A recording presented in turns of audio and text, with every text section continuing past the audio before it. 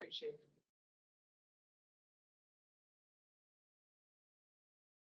So members of IT, can you hear me?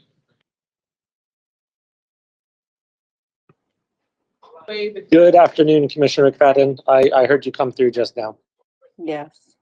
Thank you, Commissioner Coy. IT, okay, thank you. I see the thumbs up and I hear someone's device. We're just waiting for a couple of housekeeping things in the space, and we'll get started in just a moment.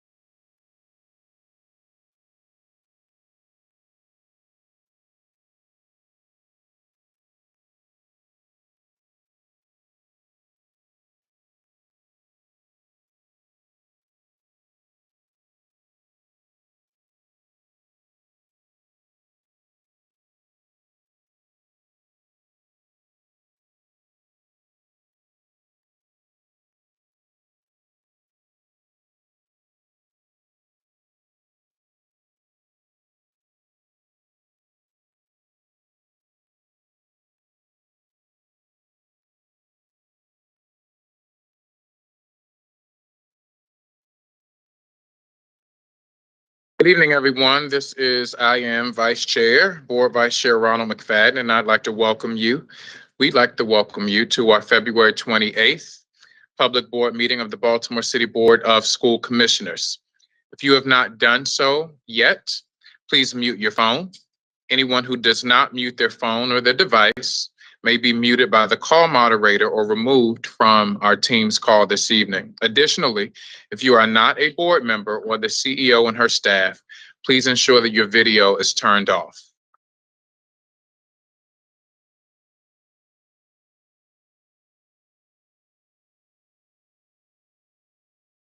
I will now read a roll call of the board to identify who is on the call. Please identify yourself first, or just acknowledge that you're with us. I will go through the roll call for each vote. Chair Richardson, Commissioner Brooks, Yes, I'm present. Chair Emeritus Chinya, Present. Commissioner Coy, Present. Commissioner Esposito, Present. Commissioner Griffin, I'm here.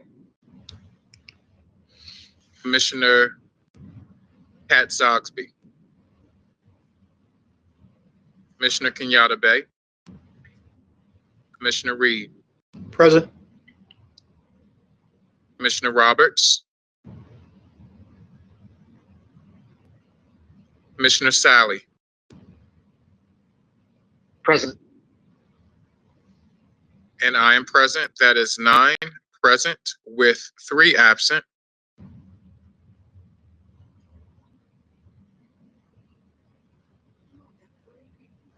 Is there a motion to reopen the meeting?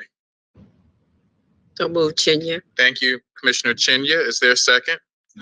Second, Thank you, Esposito. Commissioner Kenyatta Bay. All in favor? Commissioner Brooks, Yes. Commissioner Chinya, Yes. Commissioner Coy, Yes. Commissioner Esposito, Yes. Commissioner Griffin, Yes. Commissioner Kenyatta Bay, Commissioner Reed, Yes. Commissioner Sally, Yes.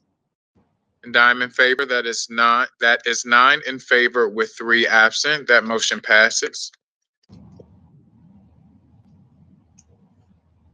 Tonight, we will begin our meeting with the presentation of colors by the JROTC at New Era Academy.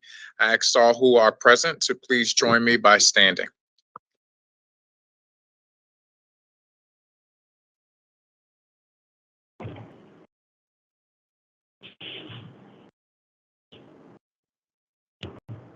Is Kalisha even there?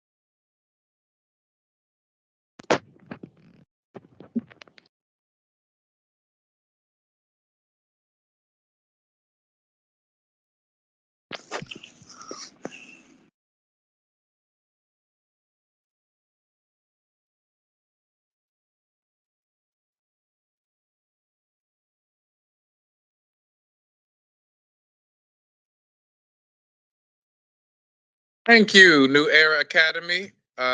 We had Cadet Major Iera Marks, Cadet Command Sergeant Major Neoma Dow, Cadet First Lieutenant Donovan Rogers, Cadet First Lieutenant Alvin Garrison, and Cadet Staff Sergeant Tagon Diggs. Thank you to the New Era Academy High School program tonight. I'm going to ask one additional time because it is distracting. If you are not a member of the board or the CEO staff, please make sure that your video is turned off. We would like to take the time to recognize the passing of city school students. It's always a very tough part in our meetings. They will be remembered fondly by the greater City Schools community. Tonight, we send our deepest condolences to their families and friends. Our Chair Emeritus will read the names of our students. Thank you, Vice Chair McFadden. Deontay Williams was an 11th grader at Achievement Academy at Harbor City. He was very popular amongst his peers and was working towards a career in the music. Tyree Bell recently graduated from Achievement Academy at Harbor City and got to walk the stage on February 10th. He was fun-loving and had an amazing smile. He was adored by so many of our staff and students. Damari Carter was a 5-year-old student and a pre-K student at Hollabird Academy. She was a fun-loving student who loved art and music and going outside to observe nature. She loved playing instruments and dancing to music in music class and riding scooters with her friends in PE. She was very kind and would often help her teachers and classmates in her classroom. She loved making TikToks with her sisters and lit up any room she entered with her smile. Damari will be greatly missed by her family, school community, and friends. And LaRon Henderson was a 9th grader at Forest Park High School. He was an enjoyable student, and the Forest Park community will miss his energy. Please join me in a moment of silence as we remember these 4 precious students from Baltimore City Schools.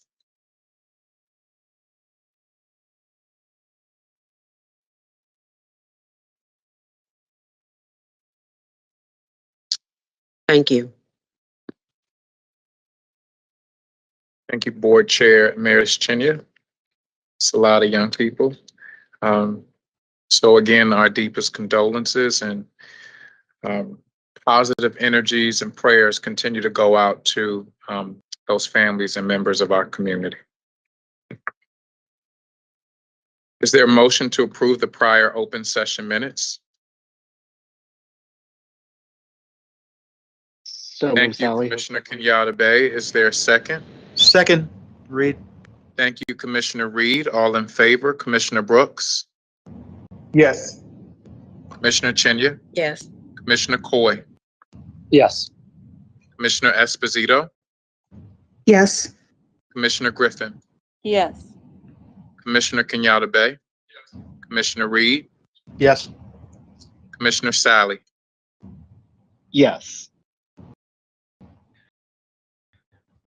I'm in favor with 3 absent. That motion is motion to approve the closed session summaries. So moved, Chenya. Thank you, Chair Emeritus. Is there a second? Second, Sally. Thank you, Commissioner Sally. All in favor, Commissioner Brooks, Yes. Commissioner Chenya, Yes. Commissioner Coy, Yes. Commissioner Esposito, Yes. Commissioner Griffin, Yes. Commissioner Kenyatta Bay, Commissioner Reed, Yes. Commissioner Sally. Yes. I'm in favor. I just want to double check to see if any additional board members have joined us. Vice Chair McFadden and Commissioner Roberts is present. Thank you, Commissioner Roberts. Are you in favor of approving the closed session summaries? Yes. Thank you. That is 10 in favor and 1 absent. That motion passes. Thank you. So good evening again, everyone, and welcome to our February 28th board meeting. Today happens to be the very final day of Black History Month. So happy Black History Month to each of you. And certainly we hope that everyone has had an opportunity to take some time out to celebrate the contributions of Black Americans to our country, to our city, and to our various communities. We're happy to be here tonight. So last week, the finalists of the 2023 Heart of the School Awards were announced. Can we give them all a round of applause? Principals from all over the city were highlighted for this prestigious award. It is such a privilege to celebrate and support our Baltimore City School principals as they come one step closer to the Heart of the School Award. Our principals are the essence, they're the heartbeat of our schools. And certainly they're the essence of innovation, execution, leadership, and the ability to build strong school cultures and academic achievement. We thank them all for what they do, and we look forward to the coming weeks when 5 award winners and 5 honorees will be announced and celebrated. If you have a calling for education, the Baltimore City Board of School Commissioners encourages you to join Baltimore City Schools.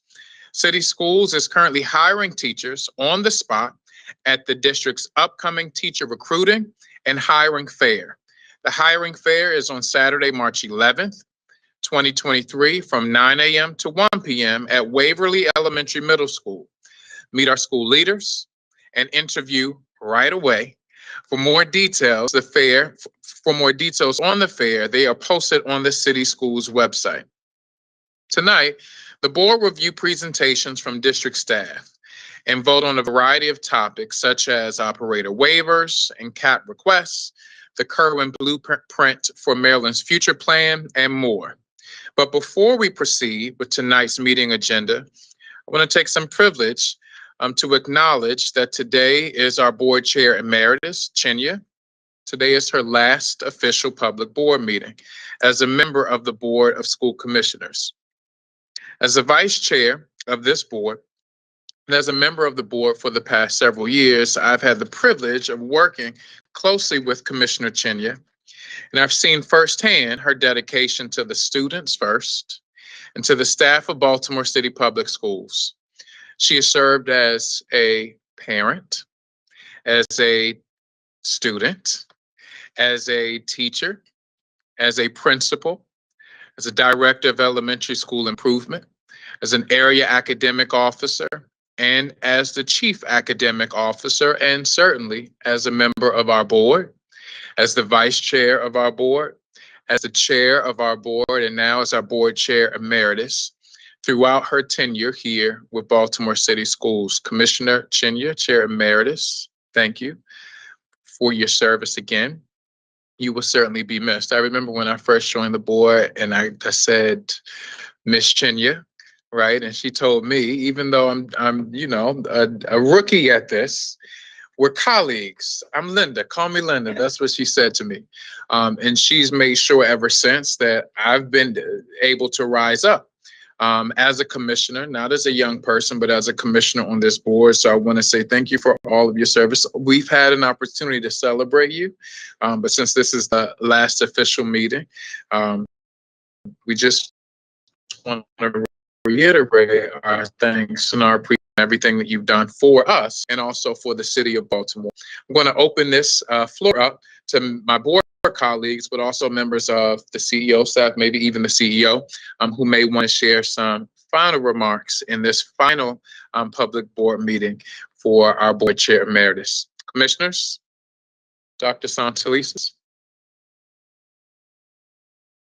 Well, I will hop in first, and I have said on many occasions that I have considered it not just a privilege, but a true blessing to have worked with you in this capacity. I almost every board meeting, whenever we have a question about schooling or the operations of schooling or school leadership, it's as if all eyes turn to you as we wait for your insight. And a lot of that is because of just your embedded professional life that you have given to the students and schools of Baltimore City. I will also say, as I have said on many occasions, and I'm glad that Commissioner McFadden noted that it is so appropriate that this is the last day of Black History Month. You are living Black history.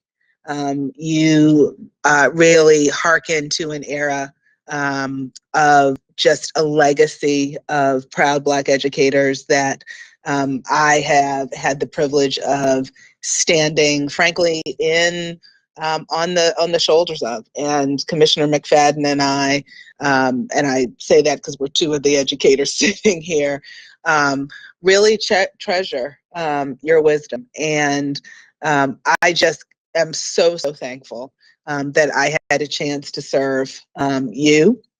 You are a fabulous boss, and I don't think you're getting out of it because you are still often the one that I check my observations, my instincts with, and it is because you have such an earned track record in this school system, in this city, and you have many sons and daughters that have benefited from you. So thank you so much.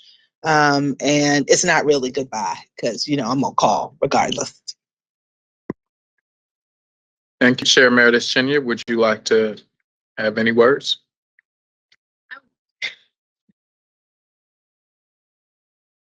The last time you surprised me and I could not get words out, but because tonight is the last day, as you said, of Black History Month, and being a person who grew up in Baltimore and was privileged to be a student as well as work in the system, I would like to publicly acknowledge and thank some of the extraordinary Black educators that I knew. And so if you will allow me, these folks to me, I think were blessings as they were my mentors. And so I'm going to go all the way back to my second grade teacher, Miss Mary Bowman, from school 115. So I'll tell some Baltimore history. It was a segregated school in Waverly on Merriman's Lane.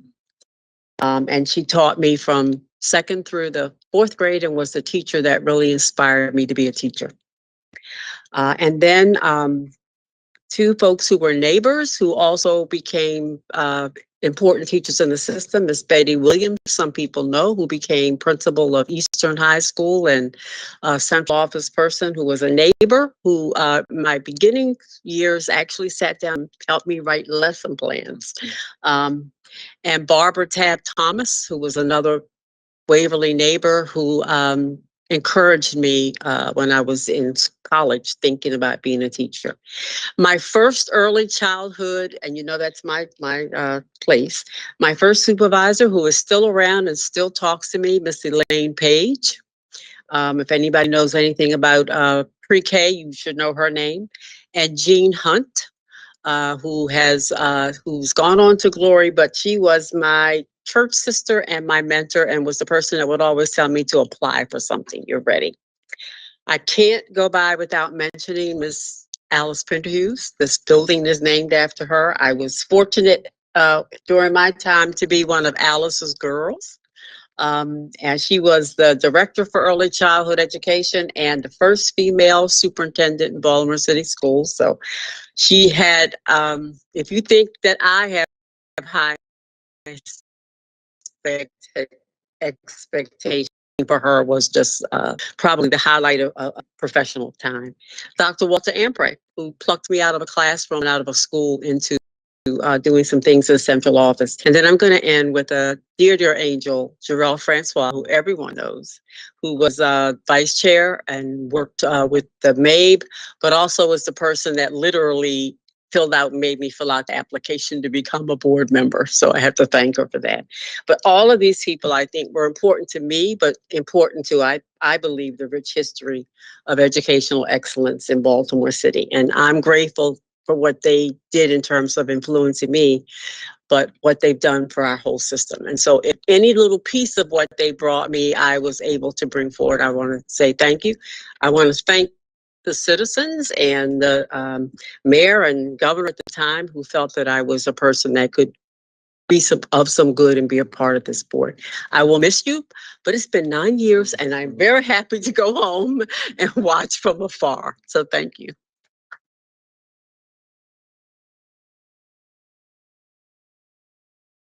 Thank you for your leadership, Chair Emeritus.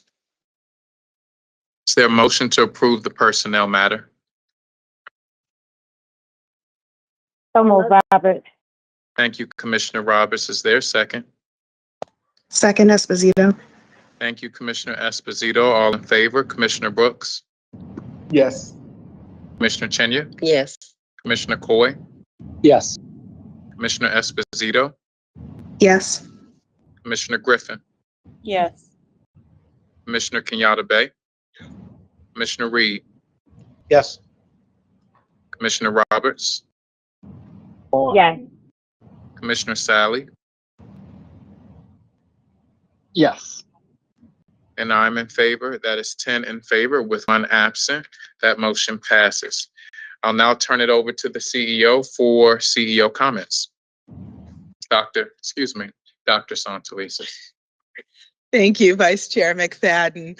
I appreciate that. And before I get fully started in my remarks, I'm going to invite Chief Emily Nielsen for this evening's PEP agenda.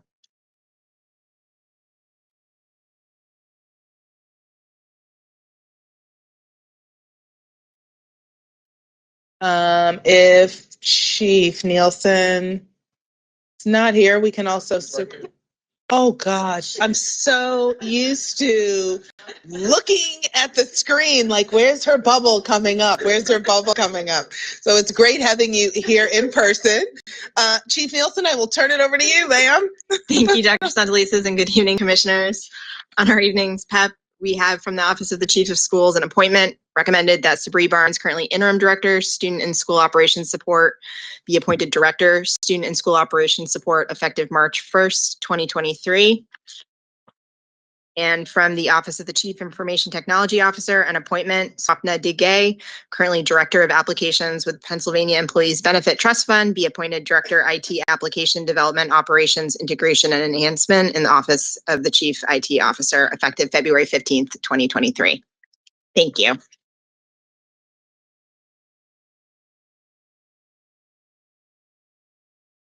Thank you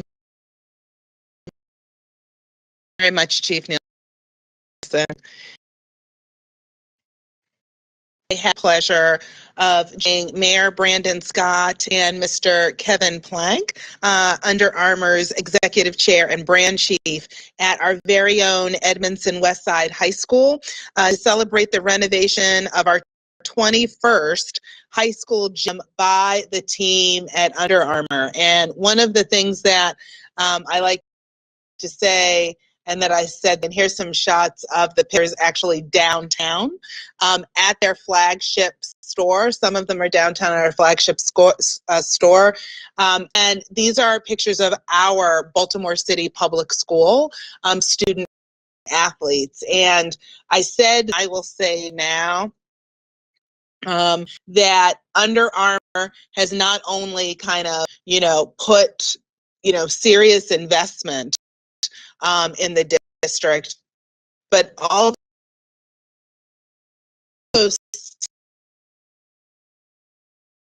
serious investment, meaningful to that also that off over our young people, and they see their brilliance. In addition to that, to chat with Plank and have a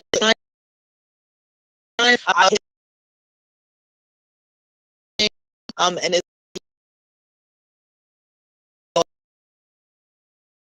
is I get over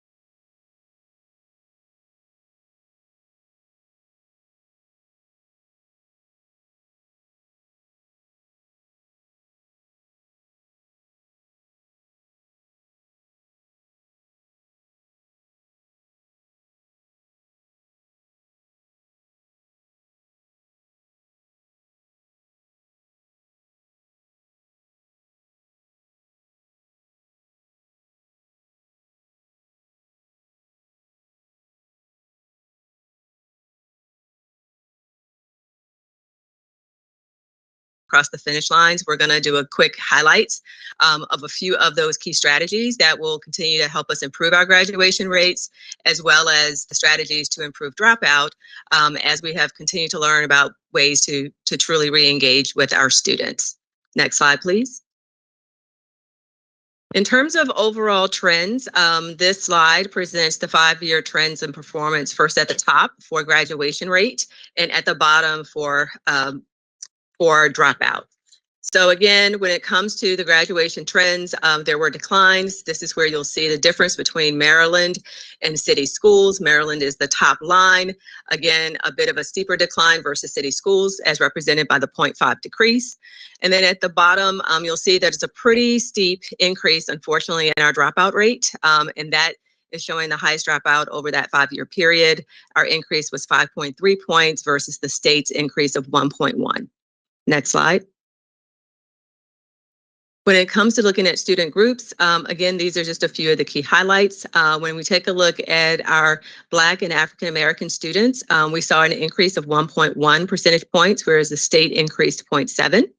Students with disabilities, there was a 1.6 increase versus the state's 1.2. And then as noted, with economically disadvantaged students, there was no change in the graduation rate. However, the state overall saw a 2 percentage point decrease. And again, I just wanted to highlight these partly because number one, when we take a look at our race ethnicity groups, African American and Black students do represent the largest group. So the fact that we are showing somewhat of an increase there is noteworthy. Also, when we think about some of the students that were the most vulnerable during the pandemic, we think about our students with disabilities, we think about our economically disadvantaged students, and we recognize that when we take a look at economically disadvantaged students across the state, the way that that shows up for our student population in city schools is a little bit different. And so to note that we were able to keep that flat, whereas the state saw an overall decline, is one of the key reasons that we've noted this highlight this evening. Next slide, please. So when it comes to the 5-year graduation rate, this is another rate that we pay close attention to. And part of the reason for that is because we found historically that some of our students have experienced challenges for a variety of reasons. And so we always want to keep them on track towards graduation, no matter how long it takes. And so to be able to see increases in our 5-year graduation rate is something that we want to continue to see. In this particular case, however, while we did see an increase, the state's increase was a bit higher. And so we just wanted to make sure folks were aware of that particular finding. Next slide. So when it comes to the so what of all of this information about graduation and dropout, we recognize an opportunity to, again, highlight several of the key strategies that we have in place. We think about the work to improve graduation rates. There is the use of our student learning plans, which is one of the ways that we support all of our students, but in particular our secondary students with their post-secondary plans to get across the finish line, to get towards their career aspirations or their college aspirations. We've also been implementing what we call our 9th Grade on Track initiative, and that is multifaceted to the extent that we have adults that actually look at attendance, behavior, and grades as ways to ensure that there are supports in place to support students to help them be successful throughout their high school career. And then we also have increased the number of career readiness seats. So we have that as a goal. And so we're continuing to implement that plan, which also allows for us to provide additional CTE pathway seats across more pathways that will actually allow students to graduate and earn a living wage. And then, of course, as it relates to some of the recovery efforts, an extensive investment around summer learning and recovery, noting that we had more than 10,000 of our high school students take full advantage of the credit recovery initiatives that were put in place to continue their learning as they transitioned in and out of virtual learning to more in-person learning in response to the pandemic. Next slide, please. And then when it comes to strategies that have an impact on our dropout rate, just want to acknowledge that we wrap our arms around all of our students, and any student that's having challenges is a student that we want to support. One of the ways that we do that for students that are disengaged is through the Re-Engagement Center, and making note of the fact that we have reached more than 7,000 students in the past 7 years in order to get them re-engaged in school in a setting that is appropriate for their learning. We also continue to create partnerships for work in school. So when we think about the summer, expanded partnerships, even the partnerships that we have with the mayor's office with the YouthWorks program allows us to have students earn a paycheck at the same time that they are furthering their education. Also, the use of home visits and outreach, particularly for students that are having difficulty with regular school attendance. And so you'll see some examples there of the variety of methods that we use in order to reach those students and re-engage them and support them depending on what their needs are. And then last but not least, as it relates to attendance, just really want to make sure that we have our hotline available to ensure that we have students ready to come back to us and providing any assistance necessary for them to be able to come back to school and to have a successful school year. Next slide, please. So again, I won't read these to you, but I just want to highlight that, we've captured these 5 key takeaways as a way to connect the dots between both the data that you've seen as well as the strategies that we are implementing. And at this time, we'll turn to the last slide, please, Mr. Kennedy. And wanting to not only create opportunities for questions from the board, but also want to acknowledge that the state board's presentation regarding graduation and dropout rates is also hyperlinked to this presentation to provide access to that additional information. And there is also a data download that is now available on the Maryland Report Card website for individuals that are interested in reviewing a data set that has detailed information by school. At this time, I will turn it over to the board, and I'm happy to answer your questions. Thank you, Chief Jones. We'll take questions from the board since it's still within CEO comments. So we'll take questions from the board.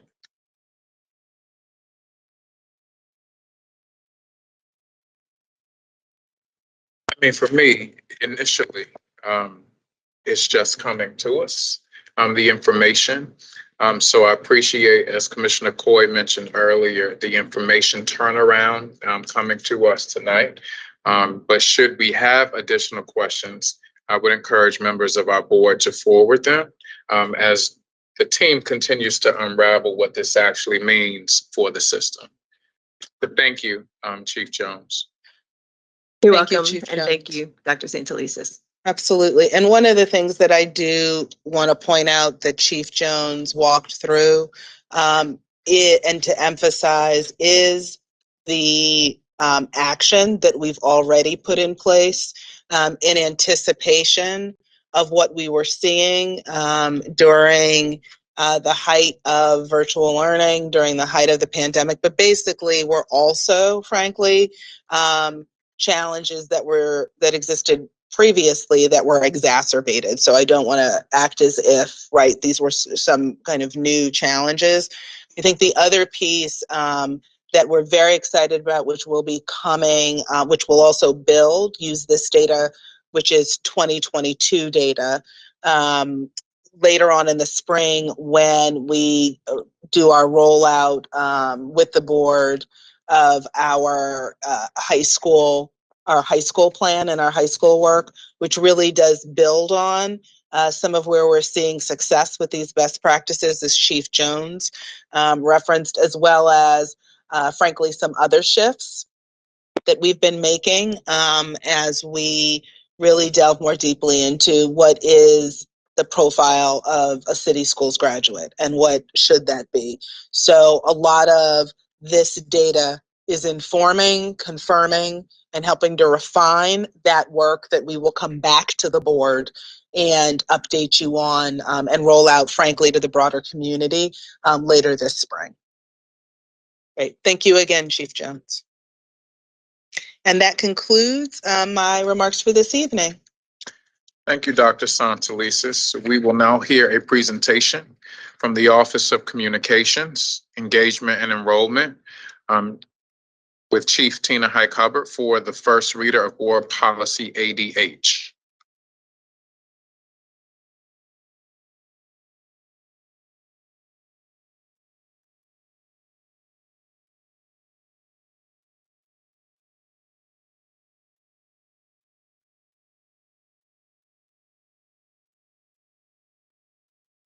Good evening, Commissioners. Thank you for having us here this evening.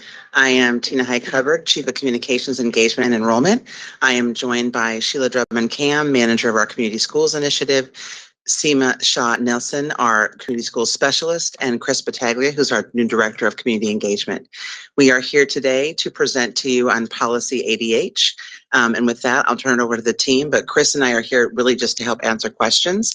The team is going to do the presentation. Thank you. Nice to see you all in person. I agree, sir. So I'll turn it over to Sheila Drummond-Cam. Thank you, Tina. Hello, everyone. Good evening. Thank you for having us here. Like Tina said, I'm Sheila Drummond-Cam. I'm the manager for community schools, and we are going to spend a little bit of time talking to you about the revisions that we've made to Policy ADH. Do we have this? Oh, okay. You've got it? All right. So, oops. One of the things that I want to do, the slide's not up, so should we go on or wait until it?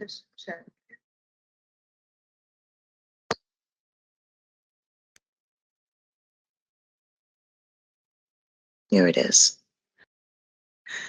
We just wanted to show you that the policy aligns with board priorities, and out of the board priorities, there are 3 of them that we felt most closely aligned to the community school strategy.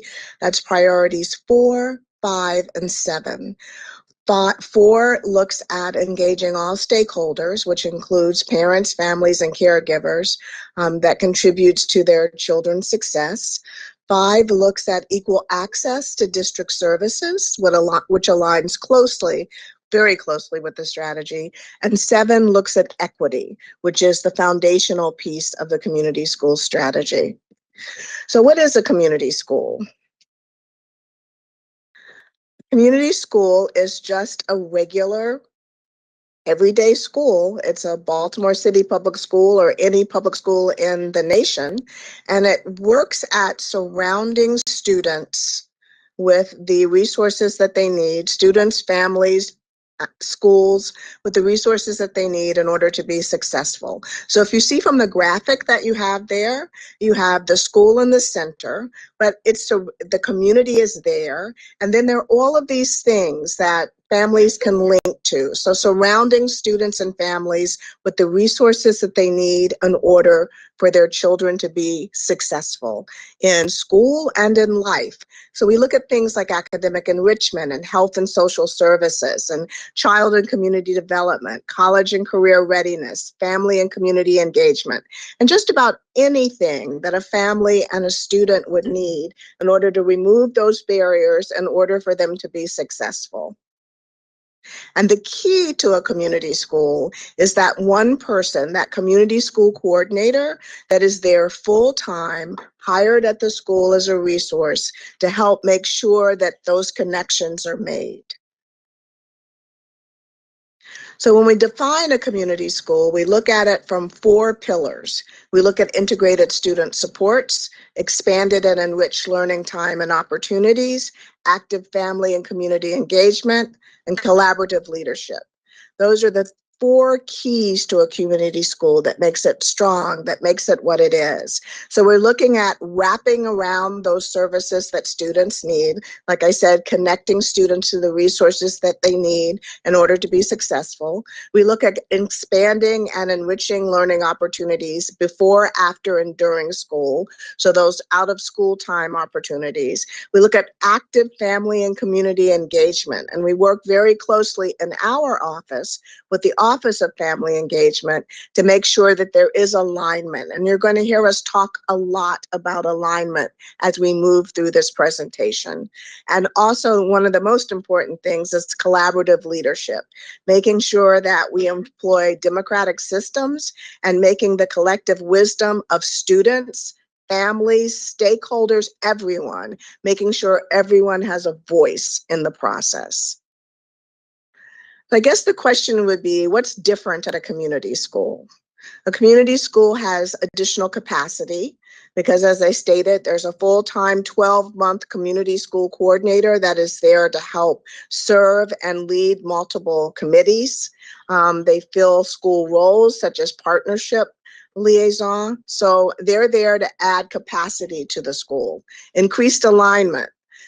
We have an action plan. We do a needs assessment. The community school coordinators do a needs assessment to find out what are not only the needs at the school, but also what are the strengths and how do you pull those things together. So increased alignment with things that already exist and the new things that you might be bringing in or the new things that you might be a part of.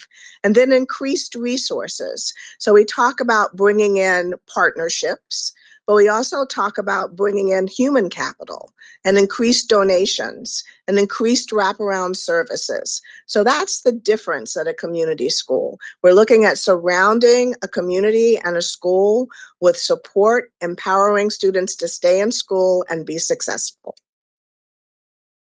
So some of the highlights of a community school, those things that are brought in by the community school coordinators and the relationships that are built between the community schools and the coordinators. We have 133 community schools right now.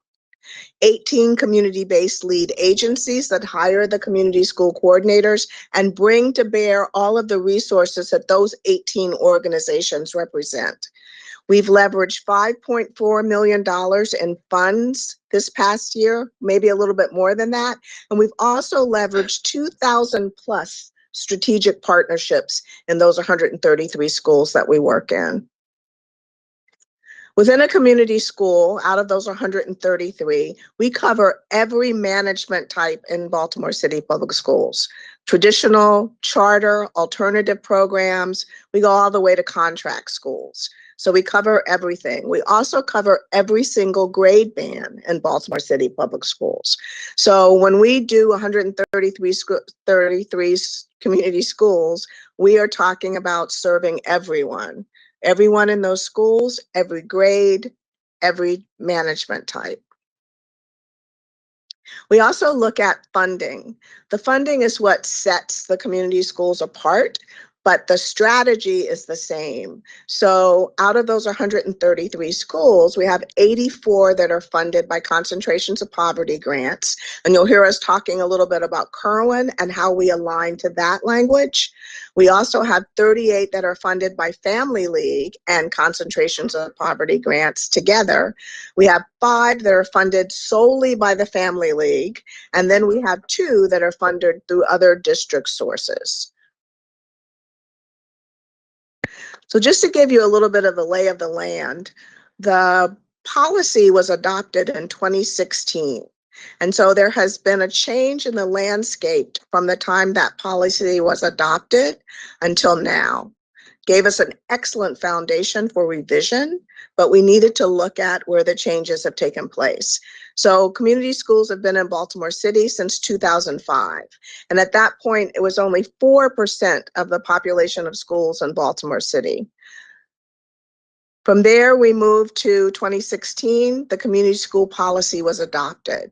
And in 2017, we had community school standards that were created by one of the leaders in the community schools national movement. And then in 2019, CPG grants, the equality, and we have the equity policy that was adopted. So all of these things have changed the way we've worked. And at this point, we had 27% of the schools, of the community schools that we had. In 2021, the Kirwan blueprint came into full flow. So in 2019, when the CPG grants first came in, we had 50 community schools. We went from 50 to 123 community schools in less than a year. So when the Kirwan blueprint finally came into being, full being, and the FCE policy and the KCA policy was revised, the family community engagement policy was revised, we started serving 79% of schools in Baltimore City. We also built a 3-year strategic plan in 2022, and we're looking at more community schools as we move forward. In fact, next year, we will have 10 additional community schools that will be brand new that are funded by concentrations of poverty funds, and 3 additional community schools that are already community schools that will receive CPG funding. So we'll have 13 additional schools funded by concentration of poverty funds.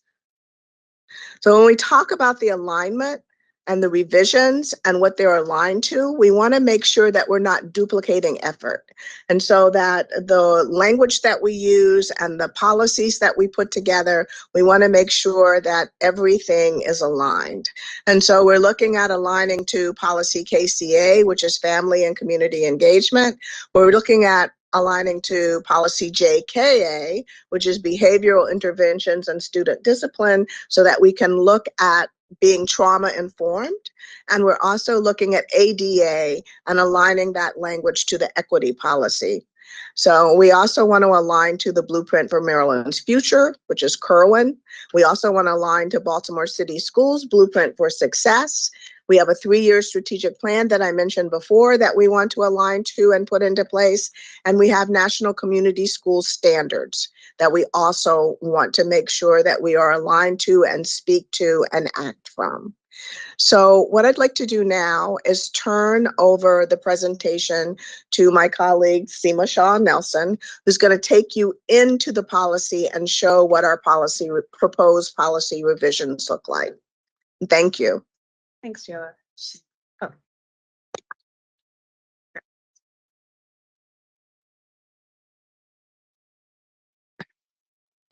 So overall, when revising the policy, we've made recommendations based on these buckets.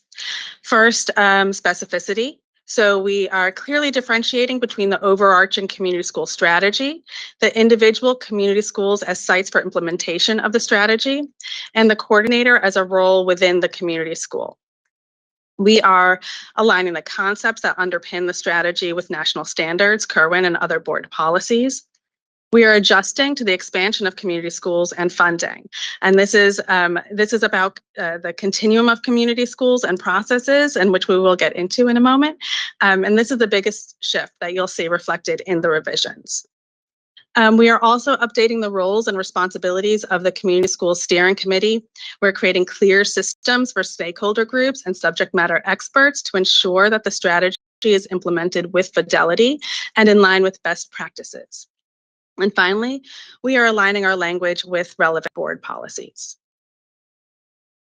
And this is, again, the biggest shift. The expansion of funding from Kirwan and CPG means that all schools are entering the strategy funded at the similar level. And so we are norming expectations and standards across all schools.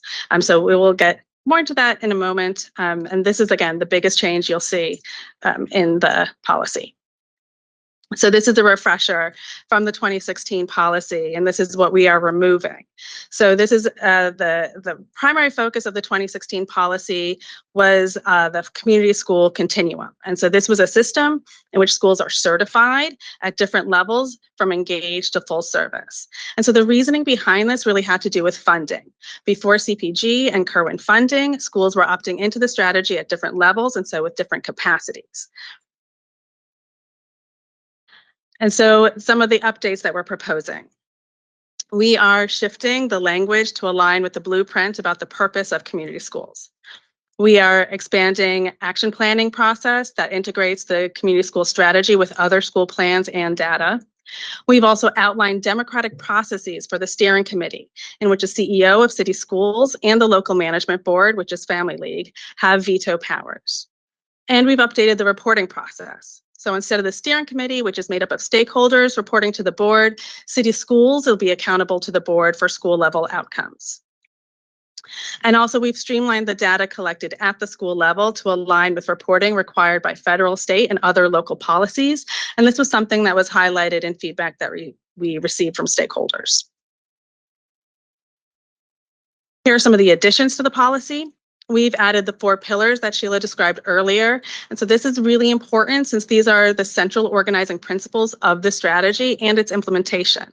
They're also reflected in the blueprint as well as in this policy. In the public survey that we did for stakeholders, national standards were identified as the most important point of alignment.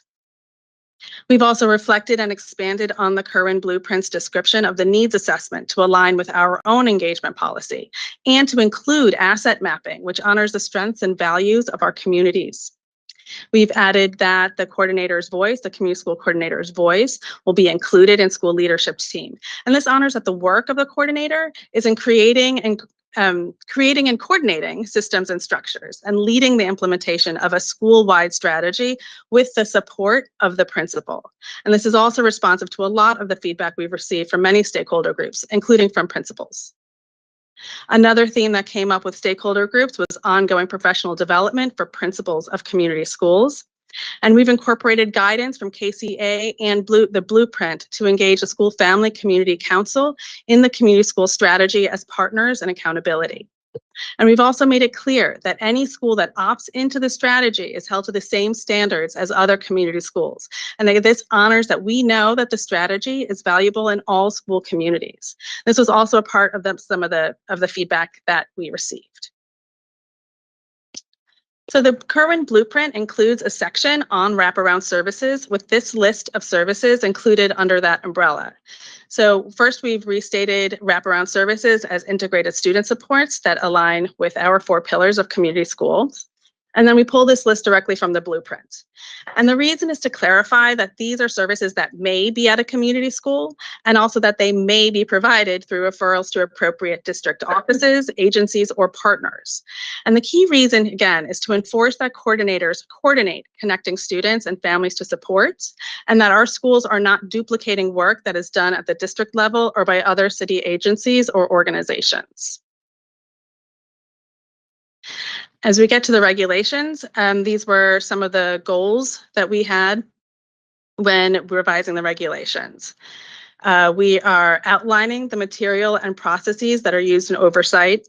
We are defining the roles and relationships between lead agencies, the steering committee, and city schools in leading the community school strategy.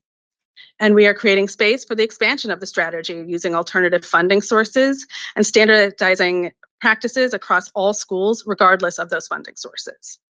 We've also outlined professional development, evaluation metrics, and community school activities, so that while there is district-wide norms, there is still flexibility and the ability to be strategic at the school level.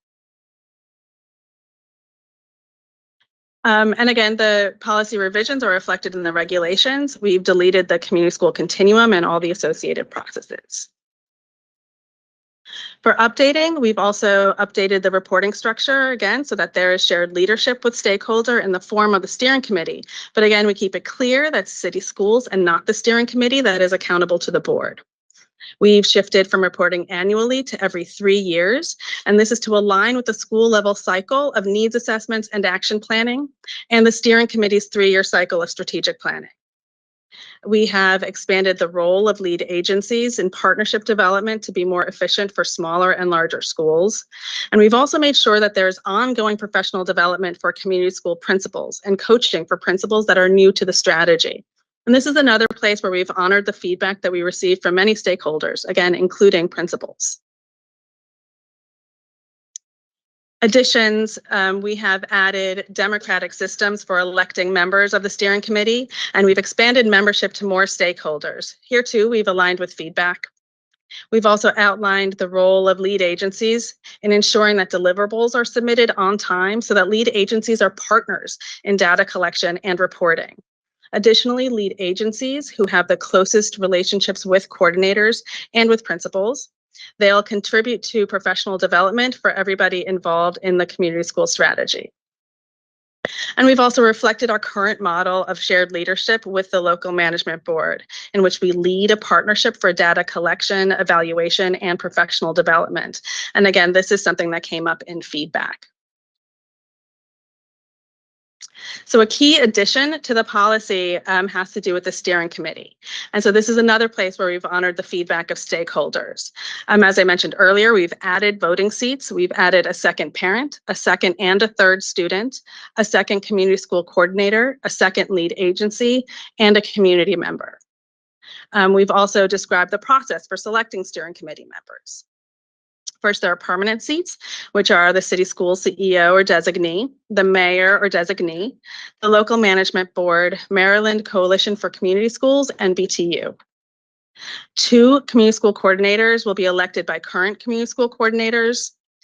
Lead agency representatives will be elected by a vote of current lead agency leaders. And all the other members are selected by a vote of current and outgoing members of the steering committee. There will be an ad hoc nomination committee that will create and accept applications for membership, and applications are available on the city school website. They'll be distributed to coordinators and to other stakeholders to disseminate in their communities. And again, the steering committee, of course, still has that veto thing. So the steering committee can change this configuration at any time with a vote, as long as the number of members remains odd. And again, city schools and local management board each would have veto power. And this is our policy revision work group. And you'll see we have a few different stakeholders represented here. We have a student, we have our local management board, we have Maryland for Community Schools, and we have our lead agency, representatives from lead agencies and after school time partners and a principal. Our engagement with stakeholders about the policy recommendations, we are collecting feedback from parents, from students, from partners, school staff, coordinators, community members, as well as national organizations. That outreach has primarily been through presentations like this one and surveys. And the predominant feedback we've heard from our stakeholder meetings really focuses on better defining the relationships between community school coordinators as drivers of the strategy and principals as school leaders. Other feedback that we've gotten has been around membership in the Community School Steering Committee. And this is some of the other feedback we've received from stakeholder groups. Note that there is a survey that was available on the district website until the 24th for stakeholders to give their feedback on policy priorities. And this included a mix of close-ended and open-ended questions. We have also shared the survey with our community school coordinators so that they can reach out directly to their school communities for feedback. As of now, responses to the surveys, they tell us that stakeholders think it's most important for our policy to align with Kirwan, other board policies, and most importantly, with national best practices. And so they've identified outlining the roles and responsibilities of the coordinator, school leaders, and lead agencies as a priority, particularly the role of the community school coordinator. So we think as we've gone through this process, we have reflected, honored, and considered all of the feedback we've received. Thank you.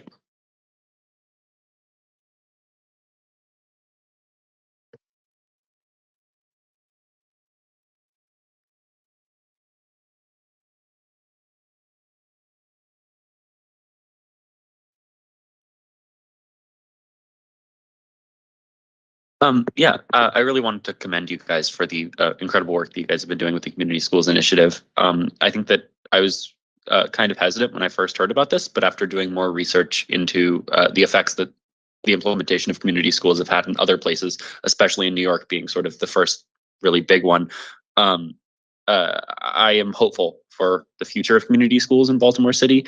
And I think that especially with the community stakeholder committees, I think that could be a really good step in trying to more fine tune the specifics of the schools to the communities that they're serving. So yeah, I really approve of everything that you're doing here, and I hope that we'll be able to hear more from you guys soon. Oh, yeah.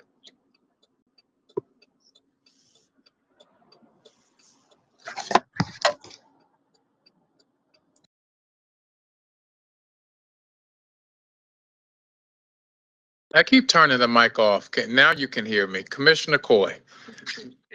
Yes, no, I really appreciate the presentation. I have two, I guess, more comments than questions. The first is, I think you kind of skipped over this pretty quickly, but the history of community schools in Maryland and the role that Baltimore City has played in leading that work, I think should not be sort of skimmed over. And the expansion under Kirwan really comes on the success of Baltimore City community school efforts and initiatives. So I just want to like underscore that point and not just sort of gloss over that, and just commend you all for the long history of work that has been going into this and the exciting advancements or the expansion of it that has come as a factor of that. My second comment relates to one thing that you highlighted around mental health, trauma-informed, and some of the things that a community school can provide. And this has, been on my mind a lot for a variety of reasons. And I know I'm not alone in this at all, but I am concerned about the mental health of our students. And I know that this concern is shared by so many, all of us that have been working on this in different capacities, different ways. I want to lift up a conversation, and Commissioner Katz-Ogby, as well as Chief High Cupboard, were on a panel last week with the Parent Community Advisory Board, along with Ms. Stokes from Chief High Cupboard's team, as well as Tori and Brown, who's the who's the Student Government Association president from Mervo, as well as Shante Jackson from the mayor's office and Major Coleman. But I had the opportunity to attend that and to listen. And it, you know, it just breaks my heart to hear and see what is the, like, how and what our students are experiencing. Some of those in attendance also were teachers that shared words from their students. And it is just heart-wrenching to hear the ways in which trauma is too common and is experienced in so many ways. I also know, and Dr. Sangalises, you've shared this sort of publicly, but the recent youth risk behavioral survey, which came out with data, just underscores how bad it is and that it's getting worse. And so my comment here with all this, in addition to earlier this week, there was a data analysis by the Baltimore Banner about violence and how it was impacting youth in Baltimore City specifically. But my comment here is to say that I know we're working like with the interagency effort. I think we referenced it last board meeting, you know, and so there's things in motion, but I just want to underscore how important those things are, and that we see and find ways to do more, and that I think community schools are an absolute part of that. But I just want to like raise this up as something that we as a school board, I think, need to spend a meaningful amount and more time really trying to figure out how we can support you all in the district doing more of this, because it matters for our students. So I know it was a long comment, and I know it's not something that's new to any of you, but I just want to say, let's spend time as a school board thinking about what we should and could be doing to support this really important work. Thank you, Commissioner Coy. First, to your comment about the leading in the state, and I tapped Sheila when you said that, because I'd asked her to make sure she elevated that during the presentation. And we don't like to tote our own horn too much, but I'm gonna go ahead and toot it for a moment. When MSDE and worked on the expansion of community schools in the state, they looked to Baltimore City for guidance, right? So because we already had 50 some existing community schools when CPG dollars were first assigned to districts, we were the leader in the state in this initiative. We were the only ones that had a policy at that time, and we've been very closely aligned to how they are designing their needs assessment work, implementation strategies, and now coming forward with an evaluation process. So I just want to shout out the team for their great work, not only being leaders in this space in the city in general, but also advising MSDE along the way as they grow the strategy for the state. So I thank you for honoring that, because my team doesn't like to toot their own horns very much, but I'm gonna, like I said, toot it for them. For the second piece, though, around the trauma-informed approach and the work with the schools, I think the panel that you're referencing last week was really about school safety and making sure that there was a community response to how we support our schools in spaces. And what I will offer is the community school strategy is a coordination effort. We don't manage anything directly. It is all about coordinating the right resources, supports, partnerships, and strategies for a school community that's identified by a needs assessment. And so that's why when Sheila did the beginning of the outline and talked about what we're aligning these policies to, we're aligning it to our wholeness efforts. We're aligning it to our mental health approach. And if there's a family or a student at a school who is reaching out and saying, I would like support, or it's noticed, we are connecting those families to the resources that are brought to the schools. So a lot of the behavioral health partners that are in schools, our coordinators are making those connections for those families and those students. But it really is about the glue that holds everything together, not that we manage everything that community schools encompasses. So in the policy, you will see a list that was provided by the state that outlines the things we should be providing through a community school strategy, one of which is a trauma-informed approach with our mental health, along with after school and food supports and other things that are outlined directly in the policy, which you will see. But I just want to advocate that Katia Stokes, who was there with me, is actually on the wholeness team, not our team, which is great because it's about how we coordinate with each other offices, and they're responsible for our supports with our partners around behavioral mental health, as well as our special ed team around related services. So the beauty and the magic of a coordinator, though, is that they're actually making the connections for what the school needs in that moment and time, and making sure that the school isn't just the four walls of the building, but actually is reaching out into the community, bringing in partners and looking for how the community can support our kids overall. Thank you. There are two more, Chair Emeritus. I see Commissioner Kenyatta Bay, then Commissioner Brooks, and then Chair Emeritus in that order. As I was listening to your presentation, by the way, thank you for this work. Because in my humble opinion, schools are community, first, they're the offspring of the community. And we're turning that table around. One of the questions that I had was, as you're talking about additional capacity, and we're looking at another matrix that is hours, availability, and the community coordinator actually opens that up a little bit.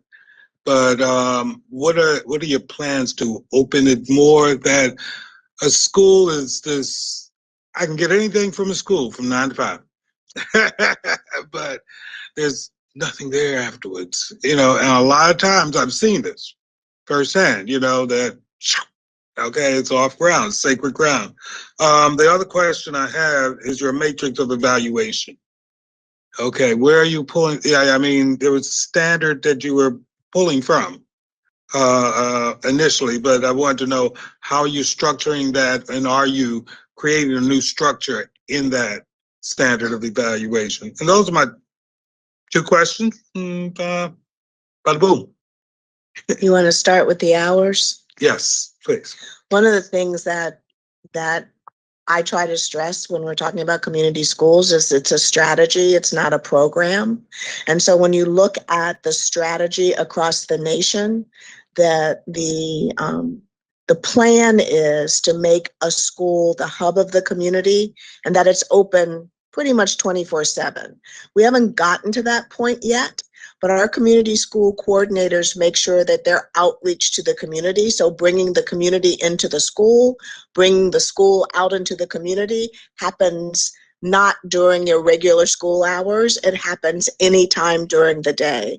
You also want to make sure that opportunities for families and students to be engaged in the school happen before, during, and after school. So we're expanding those hours, but we also want to be mindful of the time that the community school coordinator is spending implementing that strategy. So those are the kinds of things that we're looking at in terms of maybe there needs to be more than one coordinator at a school. Kerwin says there has to be one full-time community school coordinator. Can there be a team that works at the school? So in the policy, we actually make room for the fact that if a school wants to and can, they can hire an additional coordinator. If a lead agency wants to and can afford it, they can hire additional community school coordinators. So we're working on that expansion and looking how to address those kinds of things.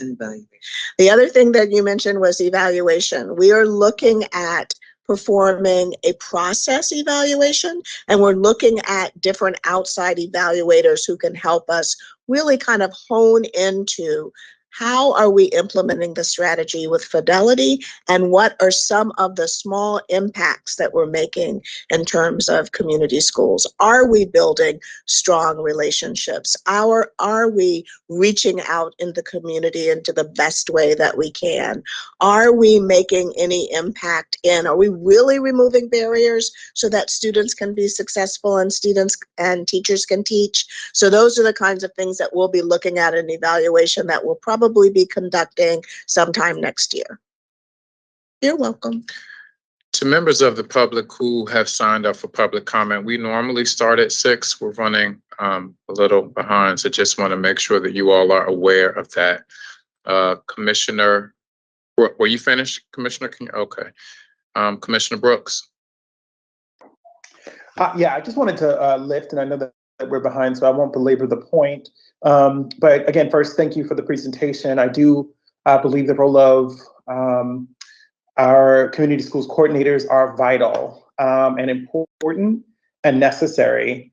I think sort of where I see here needing and wanting more clarity is around sort of what fidelity looks like. and sort of having that fidelity based in communities that actually look like us and not sort of measures that are sort of extrapolations from communities that may not revolve and have the same demographics and social issues and challenges and even opportunities that we would have. And so I think I would love for someone to speak to sort of how do we ensure fidelity, knowing that's usually the folks like the state, when they come across with these recommendations, are really just putting the floor there and not the ceiling. And so I am interested in hearing how we not necessarily just mimic or mirror sort of state level expectations, but go above and beyond them to make sure that we're actually meeting the needs of our students. And so that's one piece. And then the second piece is just to name explicitly and to echo Commissioner Coy, is that this is another area where I think for all the things that we say we're doing around social emotional learning and wellness and wholeness, I don't believe we're doing enough to support our students and our staff. And so in this way, I know for a fact that there were multiple community schools coordinators who had roles and, for example, were having issues actually accessing district level supports and trying to get resources, having had conversations with them.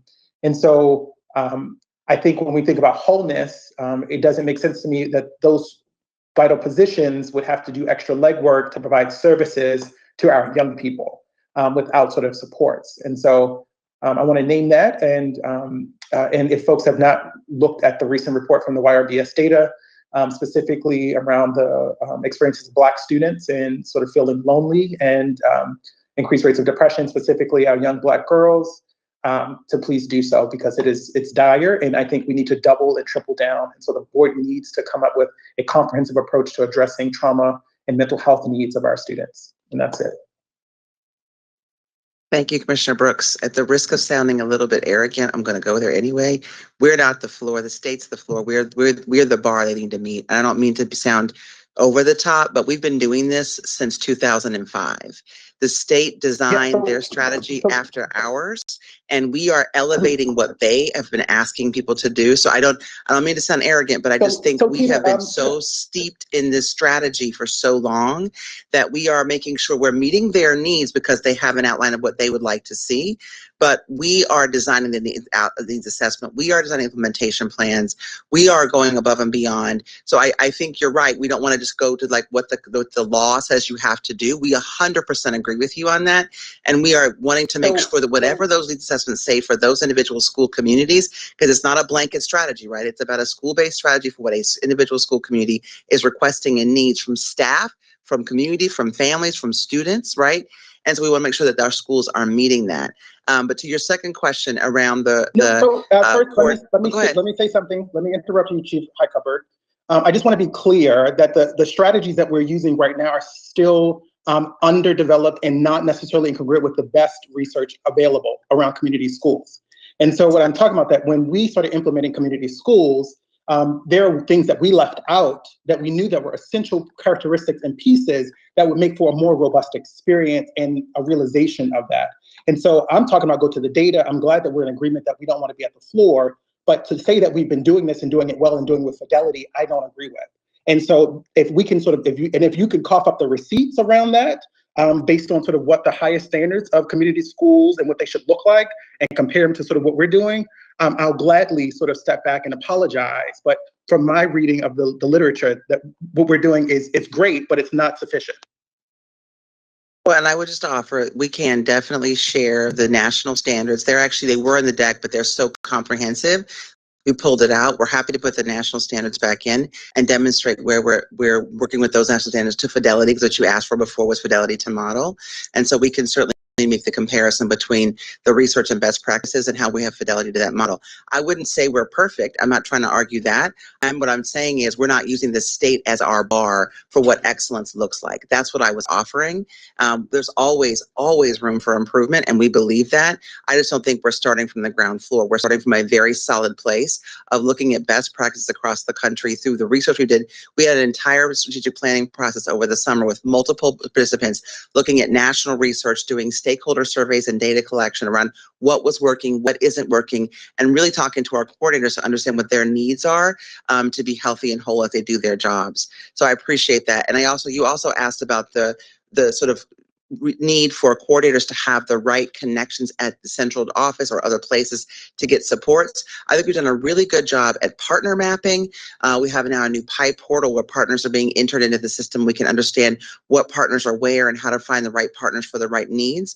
But what Sheila and I were just talking about 2 weeks ago was doing a resource map through the school system so that when coordinators need to find a support for a family or a student, they know who the right person to go to in the district is to get that support. And we've also alerted that office or that person that there's a potential for them to sort of be on alert those things could be coming through, and having Sheila and Seema and Holly and the rest of the team making sure that follow through is happening from a district level. So if it's homeless services, if it's our wholeness office, if it's other pieces of the pie, how are our coordinators finding the right person to speak with? Something we want to build out over the summer months so that next school year we start out with that resource map being outlined for our coordinators to make it easier to navigate through systems and approaches at the district level. Yes, that's it. Okay.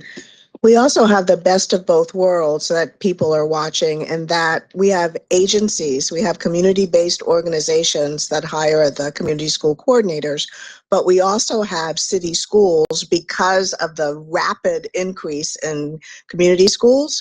We have city schools that serves as almost like a lead agency. So we have hired 42 community school coordinators that we manage, and then we also have community school coordinators that come from community-based organizations. So we get to see how to better connect everyone who is involved in the strategy with the resources that city schools offers, and also the resources that community-based organizations offer. So people are watching how that works, because the majority of the state LEAs that have community schools, their community school coordinators come from within the district. They are hired by the district. They are district employees.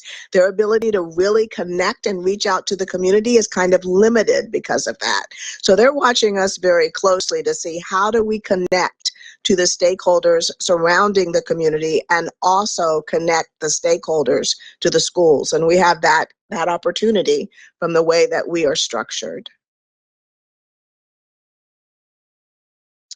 Chair Emeritus. I do not have a long comment. I just want to applaud you for especially the piece around professional development in connecting the principal and the community school coordinator, because very often there can be the feeling of a tug of war within a school as to who's in charge and who makes the decisions. And to the extent that this can truly be a shared leadership model, I think kudos to that. And any smart principal will want to have an excellent community school coordinator. So thank you for that piece. Commissioner Esposito. Hi, everyone. Yeah, thank you for the presentation. This is something that's really important to me because I'm somebody that I didn't graduate from Baltimore City Public Schools, but I graduated in 2002 from a district that did have a very comprehensive school-based community school environment. And part of that was having like a wellness center, having access to therapy, but it was in collaboration with local hospitals, social services, and nonprofits. And so it really did a good job at coordinating families with services that they were eligible for, while also supporting like the complex work that it takes to actually create a community school. Like, for example, I was able to access night school that allowed me to graduate on time and kept the school accessible after hours, like Commissioner Kenyatta Bay was speaking of. And then I likely went to night school with the parents of students that I went to school with during the day. My classmates, like I likely went to school at night with their parents. And so what I'm wondering is has there been any outreach to like other states to see what models that they have, because yeah, that was like 20 years ago.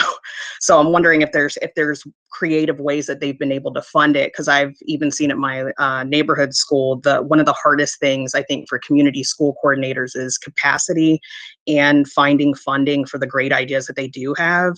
And I've kind of seen oftentimes, they do write grants for themselves and access additional funding, but it seems like they're competing over the same pots of money. So I don't know if there's a way to see how other states are doing it to possibly get more creative so that we can fund like everything that we need to do.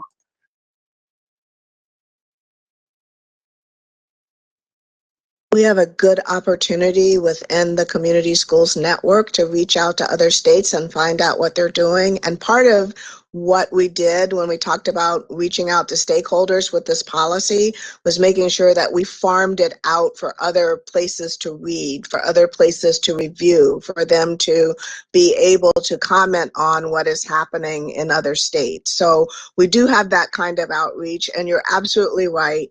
We need to find different ways for community school coordinators to be able to find the funding that they need to do the things that they do, where there's quite a bit of money that is given for the community school strategy from the state government, but there are restrictions on how that money can be used, as with any kind of grant that is given to you or any kind of money that's provided. So we're looking at those, and we're looking at how other states use their funding in order to support the community school strategy, and we're looking at how other states broker in the resources and funding in order to expand. So that is something that we're looking at. So thank you for bringing that up. And if I can just add to that, annually there's a National Community Schools Conference. It was hosted in Baltimore when we were beginning this strategy, but we send staff, coordinators, et cetera, to the conference so they can actually learn from other districts as well and have that approach. One thing you mentioned was about funding that I wanted just to highlight. As schools are receiving additional Kerwin or CPG dollars, as they are designated community schools and the amount of money is expanding to go directly to schools, more of the resources have to be dedicated to the things that are outlined actually in this policy. So right now, schools have more flexibility to do, broader things, but as they have more resources, the state is designating funding. Right now, I think it's $10,000 per school for implementation funds. But as we move forward, the additional dollars coming to schools will be utilized to address specific things outlined in this policy.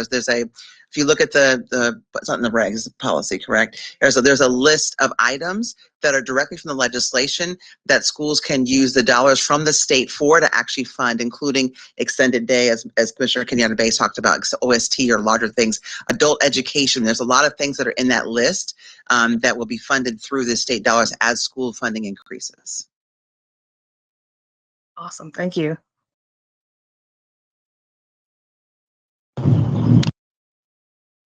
Are there any additional questions or thoughts? Thanks to the team. Thank you for your presentation. Thanks for your hard work. And we look forward to this coming back to, I want to say Principal Patalia, but you're not anymore. No, I stole him. I took him out of the school so he could show other principals how he did it at his school. Say it again. I took him out of his school so he could show other principals how he did this strategy at his school. Yeah. So thank you all for being here. Thank you for that, Chief. And thank you for your work. We look forward to second reader coming to the board, and also to my board colleagues. If you have any additional questions or thoughts, please send them in prior to second reader, so that those considerations can be made before it comes back to the board. Thank you.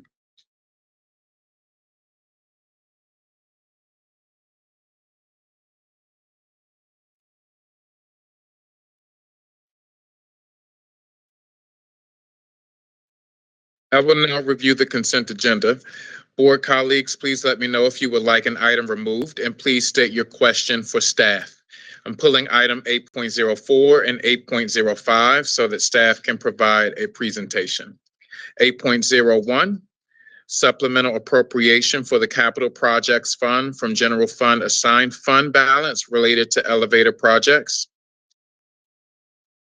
Item 8.02, Kerwin Blueprint Implementation Plan. Item 8.03, 21st Century Schools Annual Report. Item 8.04, operator waiver, and I'm pulling that. And I'm pulling 8.05. 15.01, Amoresco Inc. 15.02, Chilmar Corporation. 15.03, Chilmar Corporation. 15.04, Cole Roofing Company and Rough Roofing and Sheet Metal Inc. 15.05, E. Peconis Construction Company Inc. 15.06, Nichols Contracting Inc. 15.07, Towson Mechanical.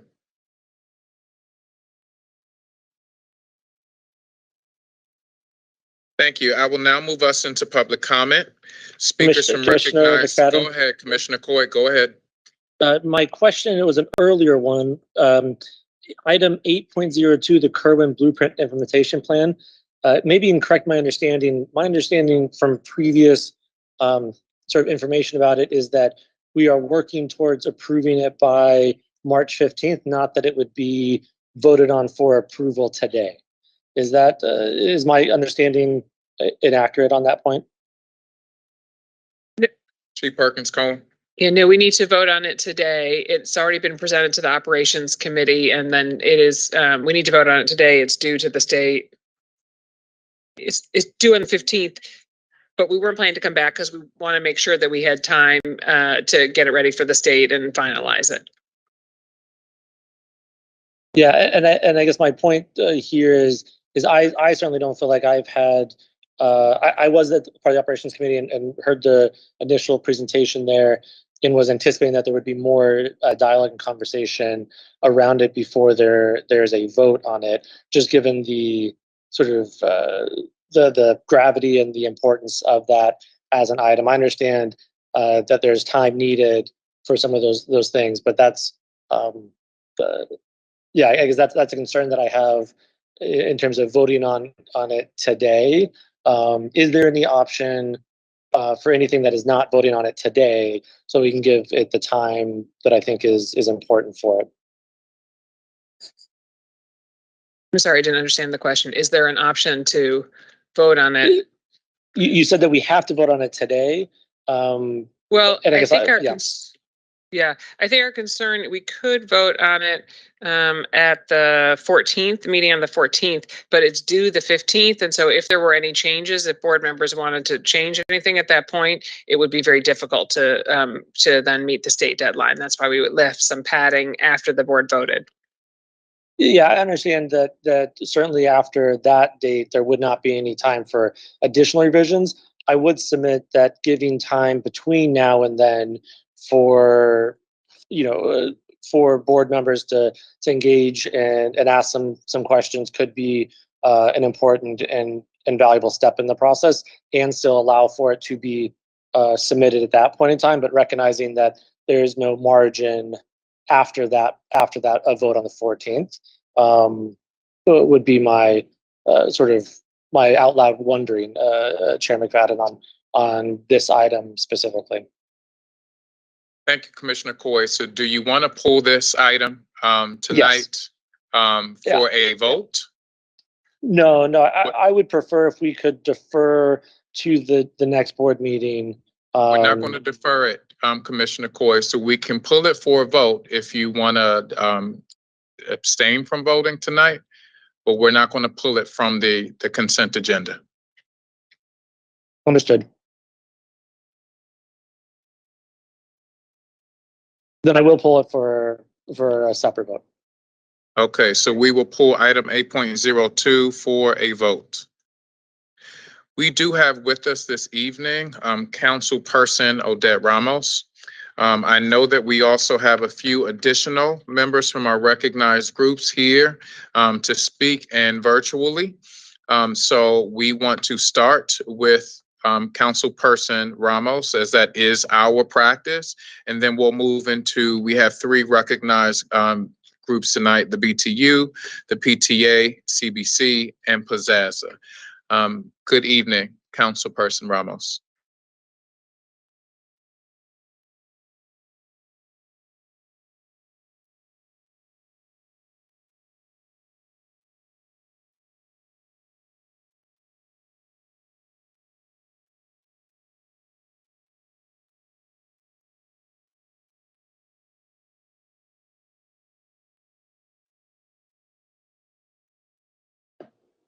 Can someone ask her to turn on the mic? Vice Chair McFadden, we can't hear her. So one moment, her mic wasn't on. Thank you all for that. We didn't Must be on notice. green. We didn't Now notice you can it. hear me. All Okay, right, so great. we're We can going to start start over, back everyone. over. Thank you, Thank you. commissioners virtually for raising that. My apologies. Thank you, Mr. Chair and members of the school board, of the Board of School Commissioners. Again, my name is Odette Ramos. I represent the City Council District 14. I am a proud city schools parent. My daughter is in 5th grade in city schools, and we are anxiously awaiting our middle school choice placement. We are committed to, my husband and I are very much committed to city schools, and look forward to the rest of her journey. I am here to urge and ask for your support of the Baltimore Collegiate School for Boys. I am a proud supporter of the school. I enter the school often, spend a lot of time there, and really have felt an amazing amount of love and support from that the school gives to our young people. I am grateful to all of you for spending so much time on this particular issue. You have deliberated so much, and you want the best for our young people, and so do we.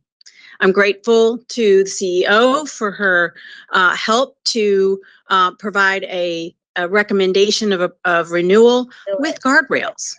It's important to have those conditions, and I stand ready to help the school achieve those goals that need to be set, that are being set. I will say that this school takes the image and reputation and, you know, all of the things that people say about our Black young men and just shatters it. They really raise the expectations, and our young people are meeting those expectations. There was a parent in one of the meetings that I attended recently that was so proud of their son because he'd been struggling in math, but finally got 100%. And Dr. Wilson, I remember his face that day, you know, how proud he was of the young man. And I bet money the next day he found that young person and told them how proud he was. I know and have faith in Dr. Wilson. He is one of the best principals in our city.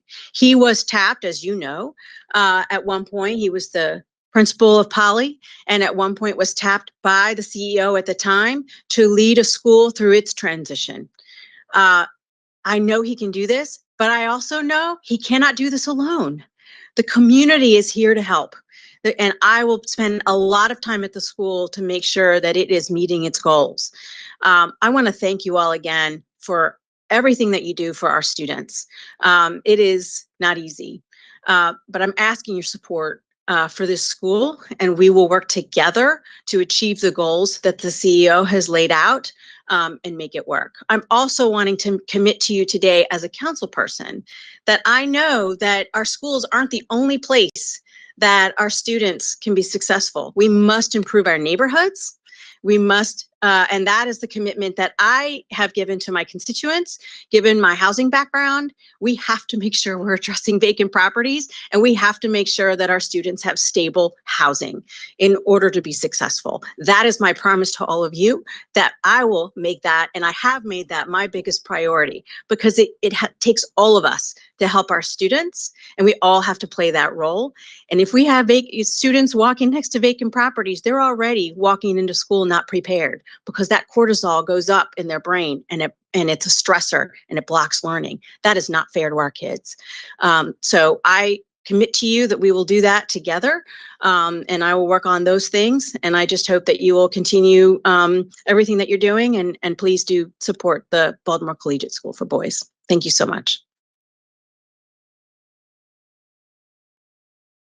Thank you, Councilperson Ramos. Thank you for being here tonight. Next, we have Nathan Farrell, representing the Baltimore Teachers Union.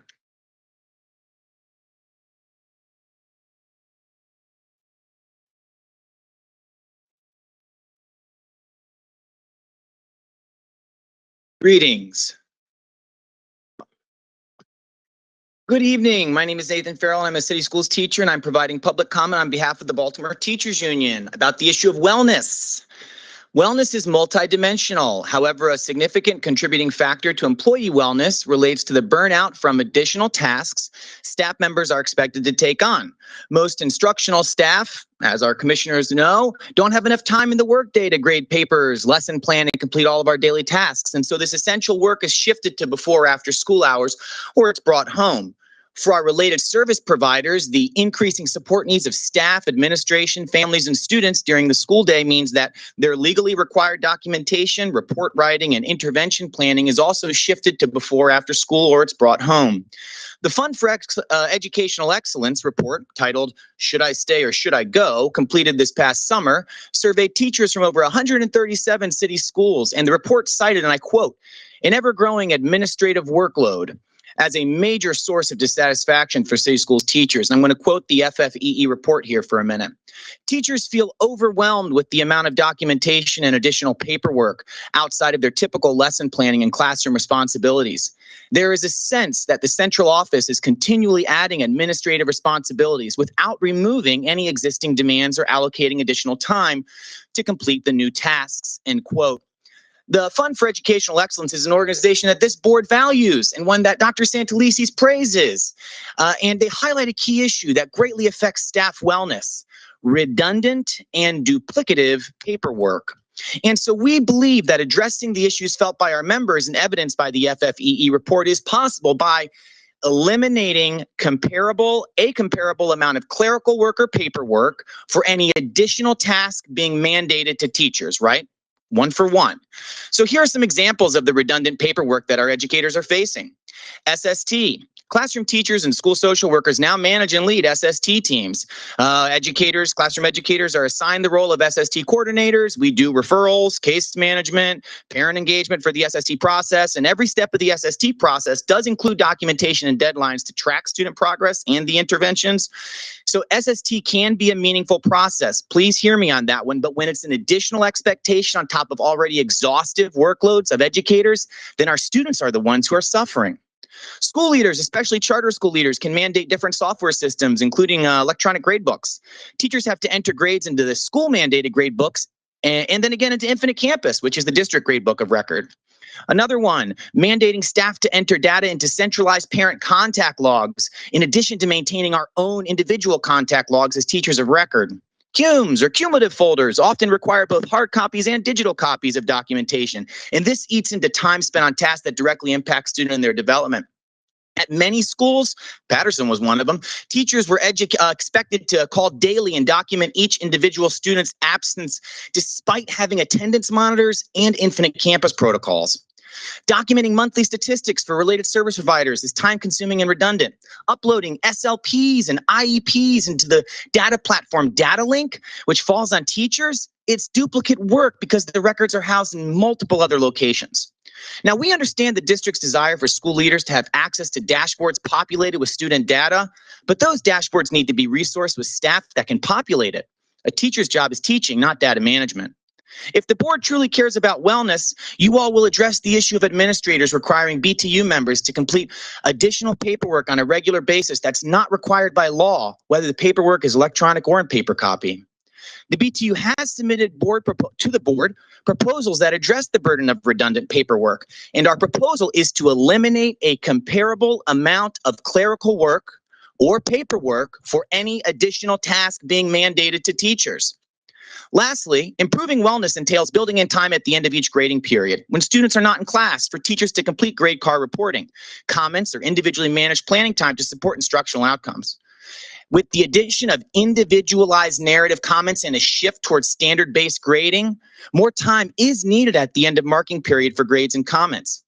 Building in additional teacher-directed PD and additional planning time are steps in the right direction, and we applaud the board for them, but we need more.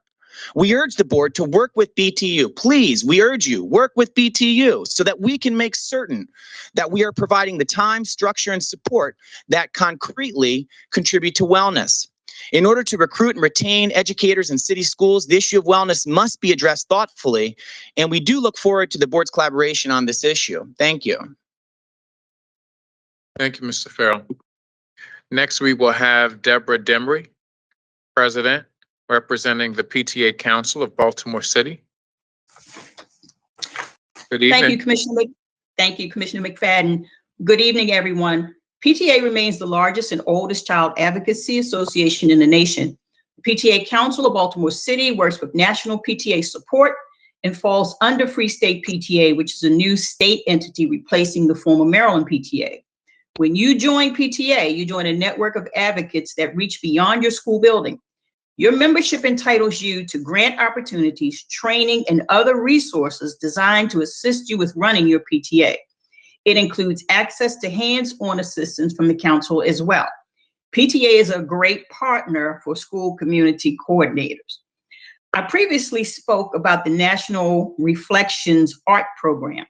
We encourage all local PTA units to participate. I would like to congratulate Nija Berry, Jeremiah Monroe, Tyler McFadden, Kamisha Norman, and Jezaniah Hagler from Renaissance Academy. Their submissions have been moved to the state level for the next competition, so we wish them luck. Each year, Free State creates a legislative agenda to present to our local leaders in Annapolis. The Free State legislative agenda contains 12 items this year. The first involves support for policies making family engagement a priority. We are pleased to acknowledge the work by the Office of Engagement, many community partners, and the Board of Commissioners for making this a reality in Baltimore City. It is part of the state agenda because other jurisdictions haven't been successful in making engagement a priority. We must let all families know there's a seat at the table for you, and you have the right and responsibility to be involved.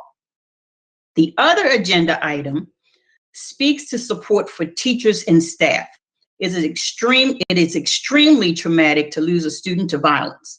It affects the entire community and is covered heavily by the media. But when we lose a teacher or a staff member unexpectedly or due to an illness, a lengthy illness, it can be just as traumatic for their colleagues and students. Counseling is available, but most people just need time to heal. Sometimes closing school for a day or two may be the best option to ensure everyone has time to grieve. Thank you so much for your time. Thank you, Ms. Demry. Thank you for being with us this evening. It's good to see you. Good to see you too. Principal Perry. Good evening, good evening, good evening. Good Greetings, evening. Vice Chairman. Greetings, Vice Chairman McFadden, honorable board members, and of course, Dr. Santelises. Hope that everybody is doing well and doing your best to remain healthy as we begin to experience some type of airborne health challenges across our schools. Tonight, I have a few items to raise to your attention or raise yet again. Many months ago, a request was made to ensure that every administrator who received less than an effective evaluation rated last year would have it adjusted to effective. We reopened schools, led through an unprecedented explosion of school violence, and tested in all schools for COVID. Not to mention the technology challenges, waves of outbreaks of schools, and challenges faced by all staff. Opportunities that no other administrators nationally were able to accomplish. But we did, collectively, as a district. It's rather insulting that everyone who was able to accomplish this amazing work would receive anything less than effective. We ask once again that this be immediately addressed for all administrators, and every administrator receive no less than effective rating. You know, there is a 10-day appeal process for submission of work and submission of the appeal. Those took place in August 2022. August 2022 for the appeals. There's another matter that needs to be addressed. It's how administrators can be scrutinized for doing their jobs. It's easy to falsely accuse staff members of wrongdoing. More often than not, if an administrator is placed under investigation, then the process can take months. It can be as easy as my observation took place and I believe I'm being harassed by my supervisor. An investigation is launched, a letter is issued, and of course, blood pressure rises. Finger pointing, whispers, false claims can happen, and once it's found unsubstantiated, as is usually the case, the staff member is not made whole again. Their reputations are tarnished, their character questioned, and they're expected to return to work with the same passion and drive that they had abused with the false claims throughout the process. We need to amend this process somehow. In schools, we're aware of a pilot program for new metal detectors. We need them in all secondary schools now. All schools have many doors, and we want to reduce, because it's nearly impossible to eliminate, the possibility of weapons entering our schools. People not working in our schools do not truly understand the mammoth effort we're undertaking to ensure everyone remains safe each and every day. We need the updated equipment immediately. Safety is priceless. As you visit M&T Stadium, college games, courthouses, airports, and even Disney, you pass through some form of detector system. Our staff and students deserve the same, immediately. The levels of violence remain frightening, and we have to address it immediately. It's disruptive to the learning process. If a student trespasses on another campus, it must be handled accordingly. If a staff member is assaulted, there's no further need for discussion. The person who committed the assault must receive an appropriate consequence. I'm sad to say, in many instances, parent phone calls are no longer working. Sometimes the parent is or remains the aggressor, as was the case at a high school yesterday. We need a process to help children transition from incarceration back into schools. Simply having them return is a disservice to them. And an alternative program, similar to what I said last year, needs to be implemented to help children get on the right path. Our district is one that focuses on growth in people and in data. You heard the BTU representative talk about data. You can't imagine how much data is being requested from our principals and our assistant principals. We need a data analyst at every school just to focus on that and keep it moving forward. When evaluating everyone, please measure growth as it happens in different forms and different climates.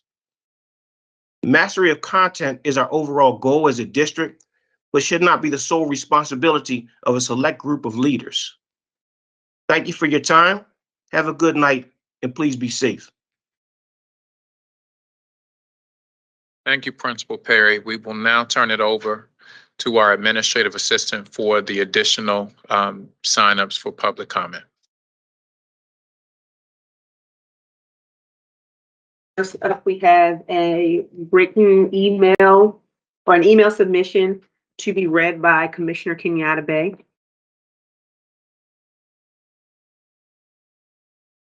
This is from Ms. Pamela Green.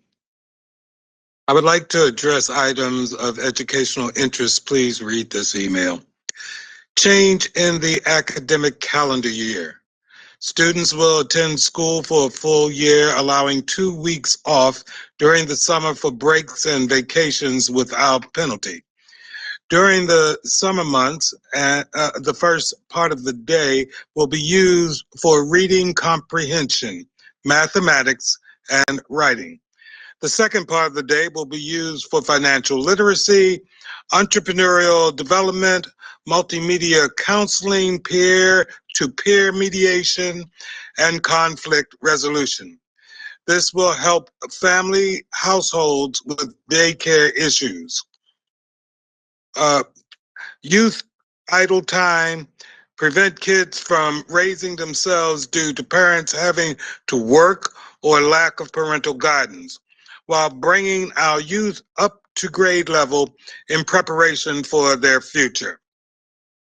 Changes in the academic curriculum, along with classes of reading, writing, and mathematics, science, social studies, language, also add peer-to-peer mediation, conflict resolution, and financial literacy.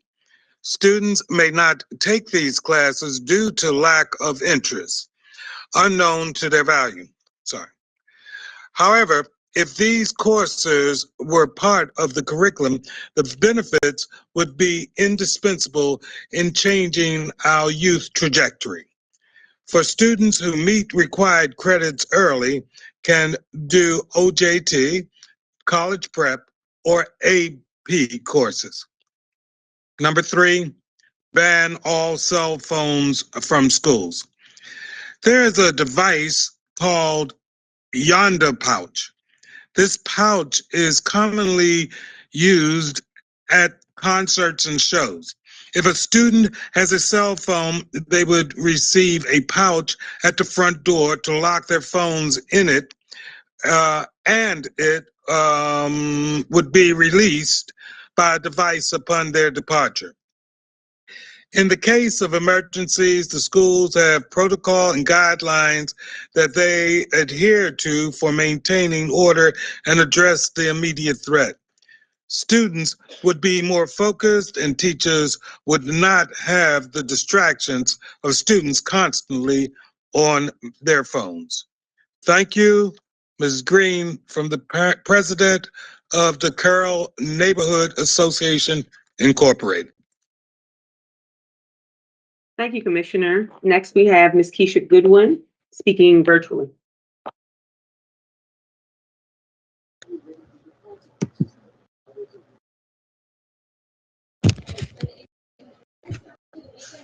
Can you hear me? Yes, we can hear you. Okay, thank you. Good evening, CEO and school board commissioners. I'm Keisha Goodwin, an education representative for Frankfurt Improvement Association. This evening, I come to you with great concerns about the cleanliness and maintenance of school buildings. I'm sure that these conditions are not limited to the schools in my community. During my visit to a pre-K to 8 school, I was there to get information for the school family and community council. I noticed that there was dirt in the corners. The floors were dirty, haven't been mopped, they weren't waxed. There were missing floor tiles, stained ceilings and holes in the ceiling tiles. The hallways were very dim because they have these little square lights. However, when I went into the bathrooms, they were very bright with long extended lights. They look pretty good. The lockers were dented with torn paint, broken. There were horrible patch jobs above the lockers and in the walls where the sinks used to be. And oh my goodness, the mold. The building is falling apart and it is disgusting. There is no way this was not reported by administration. During my visit to another school in the community, again, seeking information for the school family and community council, I noticed mice droppings and torn up pieces of paper. And I even heard an educator say that they had mice droppings on their desk and across the cabinets and sink. This rodent problem is infesting majority of our schools, and I know the district is well aware of this, yet it is still a very concerning issue. They need to be exterminated. Lastly, I asked for a report from the only traditional middle school in my community. I asked for the report in January. I asked for it again in February. I sent the email today, CCing the Director of Community and Engagement. I am requesting that I receive this report without an MPIA, which is just a scaling tactic. And I'm also asking that all schools are properly maintained, and cleaned. I am appalled that as a community member, I have to request this. And I will hope that the district does much better in listening to its administrators and to the educators that are reaching out for assistance with their buildings. Our schools' learning conditions are also educators' teaching conditions. And I am appalled as a community member to walk into my community schools and see this. I look forward to working with the school system and seeing better conditions in these schools. Thank you. Thank you, Ms. Goodwin. And would you send us the name of those two schools that you referenced, please? I referenced 3. So you referenced 3 schools? Yes, one with the mold and torn lockers and all of that. The other one with the rodents and roaches and mice droppings. And then the one where I asked for the report for the mold and asbestos that they told me that the school was tested negative. Dr. Santelises. Yes, Ms. Goodwin. Yes. I want to thank you for the testimony. And as Commissioner McFadden noted, if you let us know the names of those 3 schools, we will follow up. The other piece, when it is helpful, we do have a hotline for when this kind of condition is observed in a school that you can call directly, and we will follow up on that. And so that number is, and we'll put it in the chat as well so that the public has it, is 410-396-8721. That's 410-396-8721. And we will place that number in the chat as well. But I want to thank you for bringing that to our attention. I'm already communicating with Chief Washington, so we will make sure we circle back. And again, that hotline number is something that you can use all the time, whether you are visiting as a staff member, a parent, or a community representative. At any point that you witness the conditions that you shared this evening. Thank you. Thank you, Ms. Goodwin. Thank you, Ms. Rogers. Next, we have Mr. Bill Gooden. He will be speaking in person.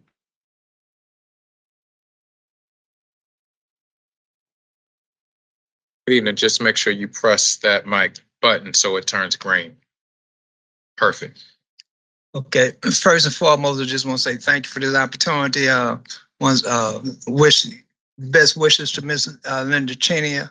I'm here for several reasons. I used to always come to board meetings. Number one, I'm very disappointed that we're still doing this Zoom rather than having people in person. I'm a people in person type guy. I don't like all this Zoom stuff, right? And Ms. Godwin, I mean, I'm glad that she just said what she said, because it kind of brought me to my point in terms of, oh yeah, another point I want to make is that, you know, I just think that, again, it's just disrespectful for the public to come. We have to wait for 3 hours to get 3 minutes. It's always been like that. It needs to change. But I'm here because I'm here to support the boys' school, the Collegian Boys' School. You know, I think that, you know, we go to tours on other schools and show me other schools that's performing better and got better discipline than this school got. So I guess I'm concerned in terms of that, you know, on one hand, we say we want to educate our children. We want to make sure they got proper discipline, structure. And then when they're getting it, we want to penalize them from giving what all the parents say that they want. Right? So I'm thinking, you know, and I guess, and I said this before, you know, I think that if the same measurement was for this school that was for the Board of Education, then the Board of Education would have a failure, an F, right? Because there's a lot of schools that's failing. So, you know, I'm upset because, you know, why criticize and punish a school that's doing everything that the public want them to do? Educating Black boys, which is the most dangerous species there is. We getting killed in record numbers. You know what I'm saying? I mean, a lot of us don't have no disrespect for one another. So if you got a structure that making children respect themselves, respect their peers, respect their elders, if they don't get nothing else, then we should be honored with getting that, because a lot of them not even getting that at home. So, you know, I'm just saying that the schools have to be a saving grace in the ways that they can. And this school is one of them saving graces. So I'm asking all y'all, the 5 that voted for the school at first, I applaud y'all. The 5 that voted against it, I'm very disappointed. And I'm asking you tonight to change your vote, to make sure, in not only a 3-year extension, in my opinion, they need to have an 8-year extension, because it takes time to really build. I know you're watching, you can tell me my time is up. I'm used to that. I got a text message that came through. I'm well, not glad checking the time. So I'm just saying, hey, please make sure that this school remains. We need this school. We need more schools like this. We need every hand on deck to try to save the youth of today, especially young boys. So let's applaud them for what they're doing, because they're doing what all of us is begging the school system to be able to do. So don't punish them for doing the right thing. I'm asking everybody to vote yes to save the school. Thank you. Your name again? My name is Bill Gooden. Goodman? Goodin. Gooden. Yes, sir. Thank you, Mr. Gooden, for All your right. comments. Appreciate it. Thank you so much for your advocacy. Ms. Rogers. Next, we have Ms. Eartha Harris. She will be speaking in person as well. She had to leave. Ms. Rogers, they said that Ms. Harris had to leave. Okay, our last public comment is Mr. King Teasdale. He is in person as well.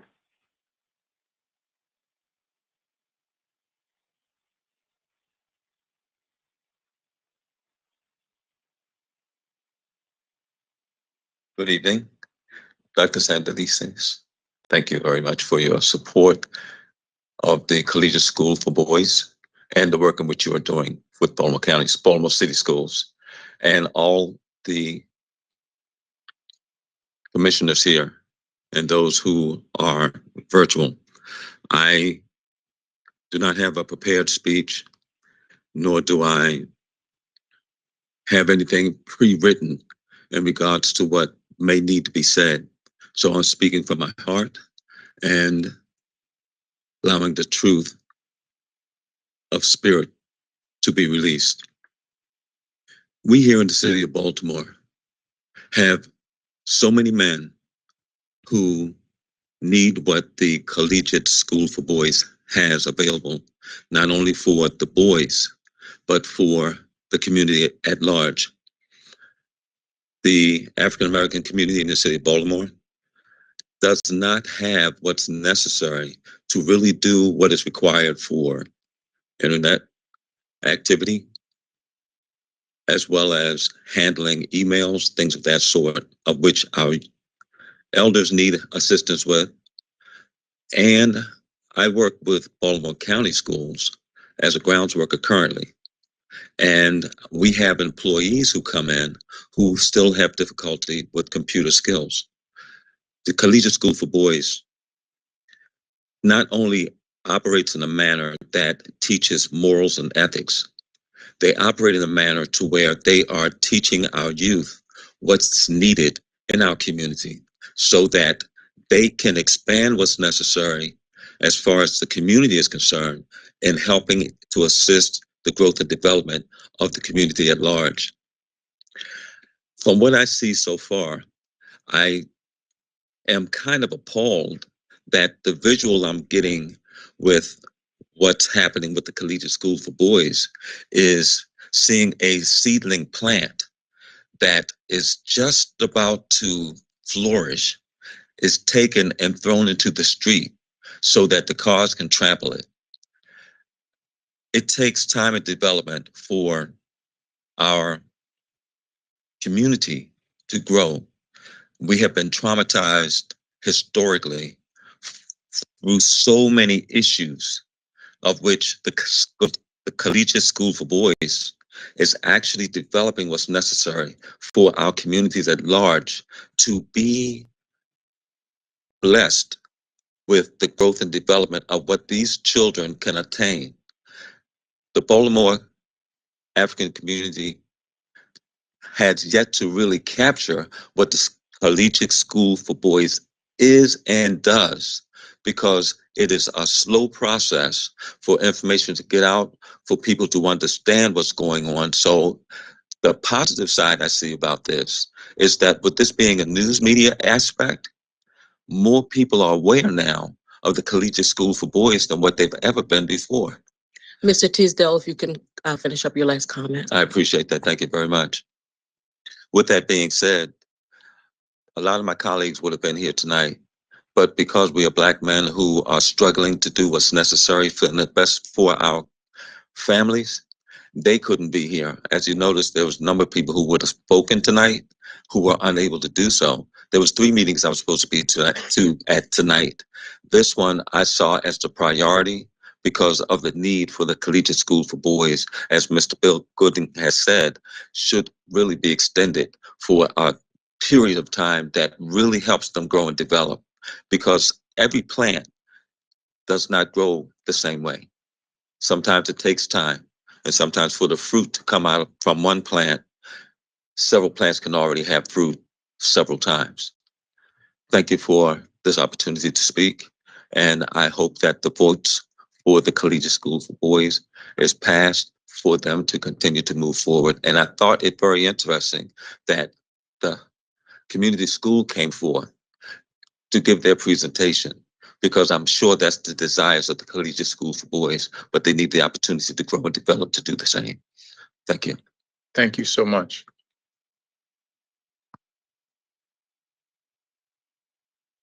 That concludes our public comment for this evening. I turn it back to you, Vice Chair McFadden. Thank you, Ms. Rogers. Based on public comments, are there any additional items board members would like to pull from consent?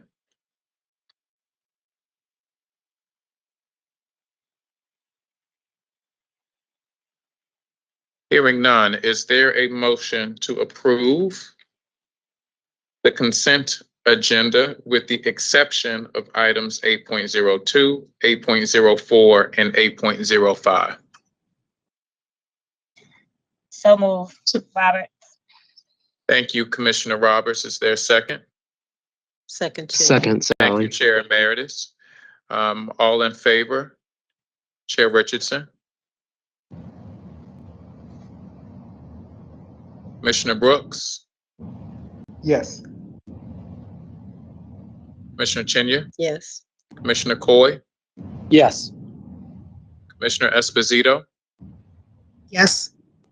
Commissioner Griffin? Yes. Commissioner Kenyatta Bay? Commissioner Reed? Yes. Commissioner Roberts? Yes. Commissioner Sally? Yes. I'm in favor. That is 10 in favor with 1 absent. That motion passes.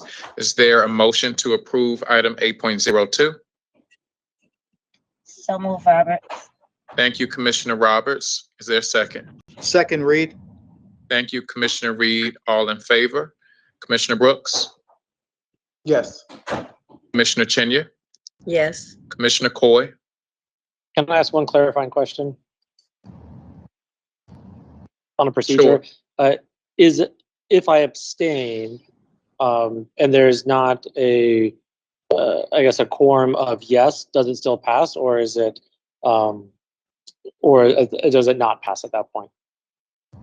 So are you going to abstain? We can deal with that if we get to it, Commissioner Coy. So My are question you going to? I don't want to vote no against it because I do think it is a good plan, but I do think it is worth more time for board members to spend with it than having the presentation and the vote today. And so if abstaining doesn't have any impact on that possibility, then I will vote no, but I'm happy to abstain because I don't want to vote no. I do believe it is a good plan. So what's your vote, Commissioner Coy? I guess my question was just to understand procedurally, on this point. If not all, if there's not a quorum of yes, I guess I will. So there has to be a majority, there has to be a majority of the quorum to approve it. And so if the majority of the quorum is in favor, then the motion will pass. Okay, then I'll abstain based off of my understanding of what you're saying. Thank you. Commissioner Esposito, Yes. Commissioner Griffin, Yes.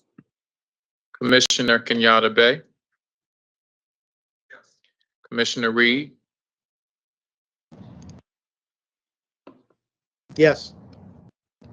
Commissioner Roberts, Yes. Commissioner Sally, Yes. and I'm in favor. That is 9 in favor with 1 abstention and 1 absent. That motion passes.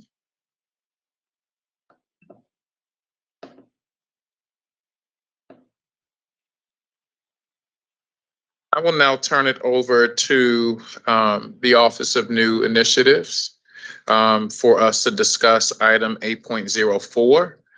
And then we will get to item 8.08. So 8.04, operator waiver and cap requests first, and then the board will vote. And then item 8.02, operator renewal, Baltimore Collegiate School for Boys. There'll be a presentation and then the board will vote. Thank you, team. So I'm Angela Alvarez. I'm the Executive Director of the Office of New Initiatives. And I'm Trevor Roberts. I'm a specialist in the Office of New Initiatives. And so we're getting ready to present on operator waiver and cap requests. And so Trevor just pulling up the presentation. I'm going to turn it over to him to walk us through the presentation. I'm just here to support with questions.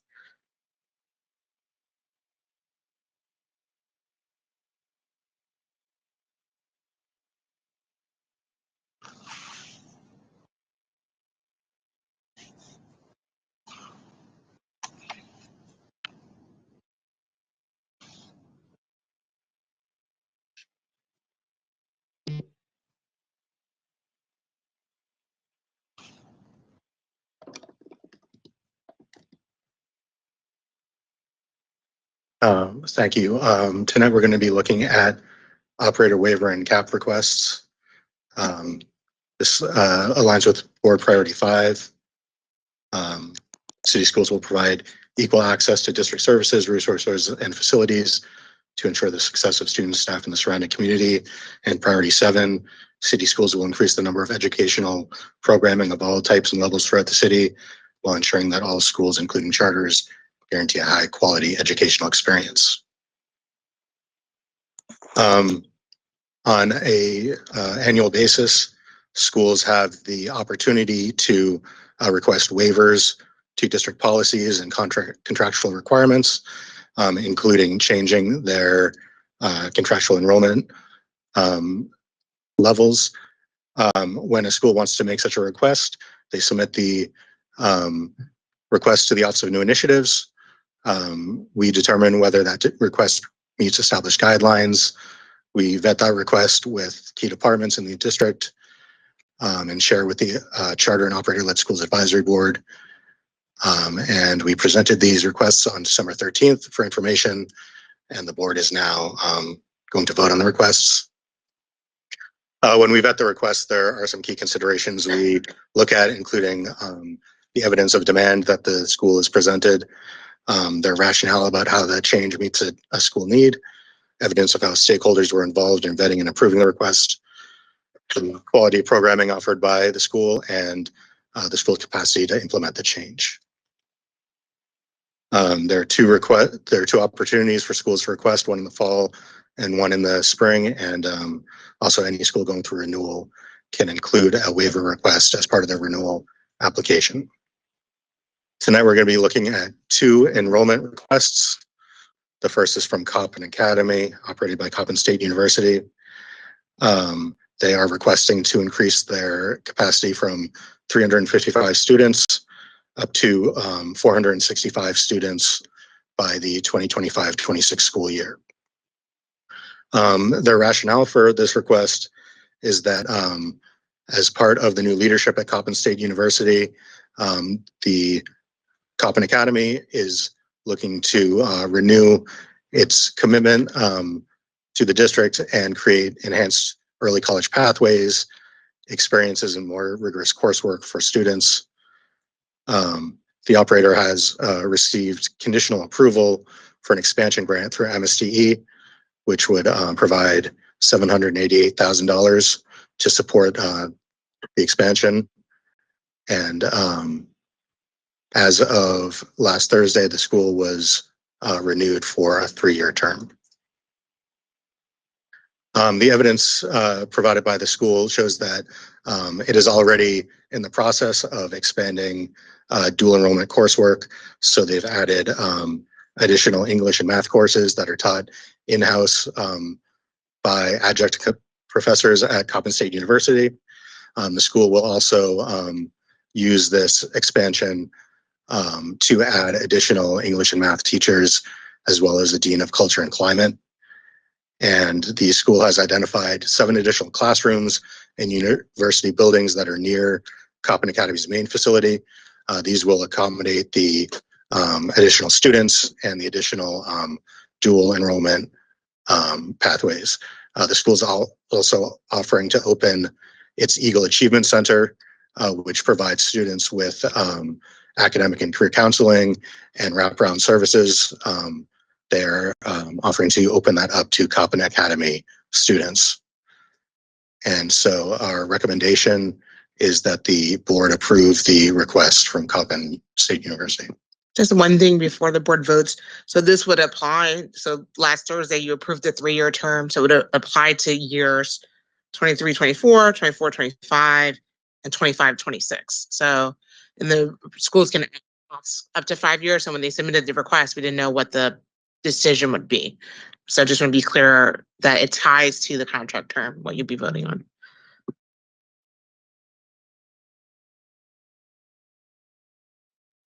Are we voting on this separately? Yeah. Thank you. Go ahead and Is take a there a vote. motion to approve the waiver request for Coppin Academy? So moved, Reed. Thank you, Commissioner Reed. Is there a second? Second, Roberts. Thank you, Commissioner Roberts. All in favor? Commissioner Brooks? Yes. Before we do that, is there any discussion? Thank you, Commissioner Brooks. I have your vote. Commissioner Chinya? Yes. Thank you. Commissioner Coy? Yes. Commissioner Esposito? Yes. Commissioner Griffin? Yes. Commissioner Kenyatta Bay? Yes. Commissioner Reed? Yes. Commissioner Roberts? Yes. Commissioner Sally? Yes. Did I miss anyone? Commissioner Richardson, and I'm in favor. Thank you, Commissioner Richardson, and I am in favor. That is 11 in favor. That passes unanimously. Thank you. Our next request is from Creative City Public Charter School. They are requesting a reduction in their cap from 396 students down to 300. And I do want to note that since this request was originally presented for information in December, the school has amended the request. They were originally asking to go down below 300 students, but they have amended that request and they are asking for a capacity of 300 students. The school has historically not been meeting its enrollment capacity, and with its lower enrollment that it has been experiencing, has been using space in its facility to increase opportunities for academic intervention for students and to improve services to students with disabilities through pull-out services and additional social and emotional learning opportunities. The school believes that this new capacity would right-size the school and would make it easier for them to budget and plan long-term. Additionally, separately from this request, they are requesting the addition of a pre-K program at the school, but that is an administrative decision that will be decided separately from this request. In 2021-22, the school did go through the renewal process and received a 3-year conditional renewal. So some of the considerations that we looked at for this request is that the school, again, has not reached its contractual enrollment capacity. So schools of Creative City size need to enroll up to 95% of their enrollment capacity. The school has been unable to do that. And so that this request would bring them more in line with the enrollment levels that they have seen historically. We wanted to make sure that the school was going to be able to be financially stable with this lowered enrollment capacity. And so we looked at their audited financial statements, which showed that the school has been able to sustain itself with less than their enrollment capacity. However, the years that we have the audits available for are FY19 through 21, when they were at a higher enrollment capacity. But as part of the request, we did ask them to submit a sample budget showing that they could successfully budget for all necessary school requirements. And they were able to show that they were able to create a budget conservatively below 300 students. And the school has received support from stakeholders through public board meetings that they have held where the reduction was discussed and approved by the board and by the school community. So our recommendation is for the board to approve the reduction to 300 students. Thank you. What is the significance of the note at the bottom of slide 10? The school updated its enrollment request to 300 students following the presentation of that. What's the significance of that being added here? The school, because there is a pre-K request, the school, I think, reduced the number. I think it was a miscommunication in the material, in the way they presented the materials around the request. Because pre-K doesn't count in the total enrollment, and I think they overcompensated. So we checked back in with them around that, and they corrected and said that their intent was to be 300. And so we needed to update that because that was different from our understanding from the materials they submitted when we first presented it for information. Thank you. Any questions or clarifying thoughts, Chair Emeritus? I guess you threw me just then.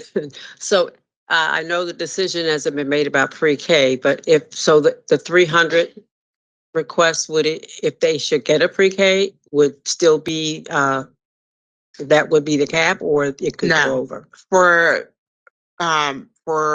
charter and contract schools, the cap is based on K and above enrollment. It doesn't include pre-K. So pre-K essentially managed, and the funding is a little different for pre-K than other grade levels.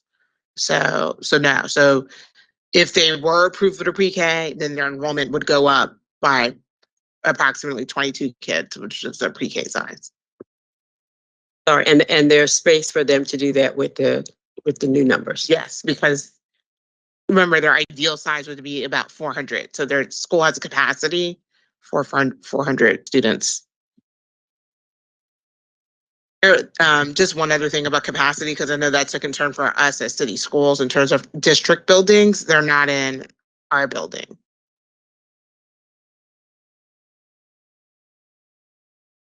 Thank you. Is there a motion to approve the waiver request for Creative City Public Charter School?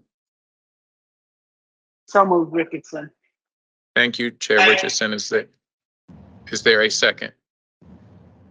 Second, Commissioner Sally. Thank you, Commissioner Sally. Is there any additional discussion? All in favor, Chair Richardson? Yes. Commissioner Brooks, Yes. Commissioner Chenya, Yes. Commissioner Coy, Yes. Commissioner Esposito, Yes. Commissioner Griffin, Yes. Commissioner Kenyatta Bay, Yes.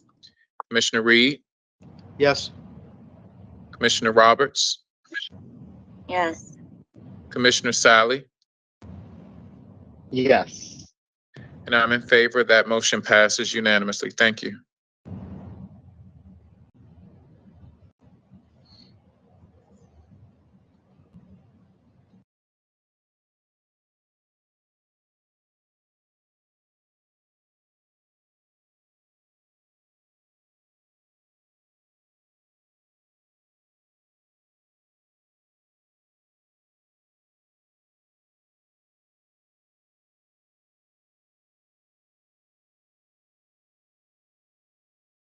Or it's completely yours.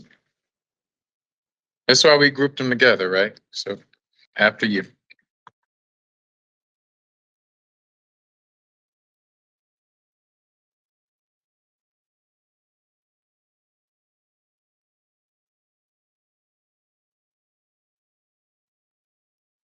Okay, so just for the record, I'm Angela Everest, the Executive Director of the Office of New Initiatives. And Trevor Roberts, Specialist for the Office of New Initiatives. And we are preparing to present on our remaining recommendation. And so just a recap of a little bit of information about our work with operator schools is where we're going to start. Just for members of the public who may just be tuning in today. So briefly, we're going to just go over that, hit that really quick. Yeah, so City Schools has a strong commitment to charters in our district.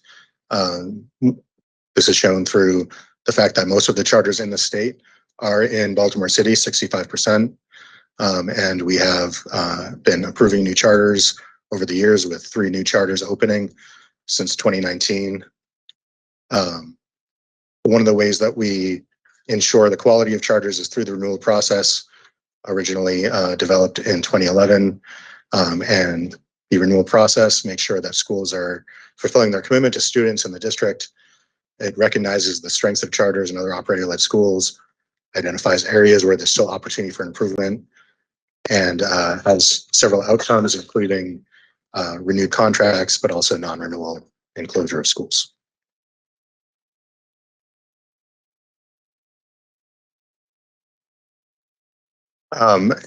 Schools come up for renewal every 3, 5, or 8 years, depending on the length of their contract. When we look at schools, we look at several components, including the renewal rubric, the school's application for renewal, data tables, which are prepared by the district, the school effectiveness review, which is a site visit at the school, and the 5 essentials student and teacher survey. In terms of the process, the first level review is conducted by our charter and operator-led schools advisory board, who reviews the application that schools submit. They review data tables, SER reports, the 5 essentials report, all the documents to provide advice to the CEO on the renewal recommendations. She takes that under consideration in the administrative review. As well as the ratings that are both quantitative and qualitative, meaning ratings that are determined based on hitting numeric outcomes, as well as ratings that are considering other indicators of school performance, like our school effectiveness review, which considers what's happening in the classrooms, focus groups with key stakeholder groups like students, teachers, parents, partners, the operating organization, and school staff, as well as other considerations that are multifaceted because schools are complex places.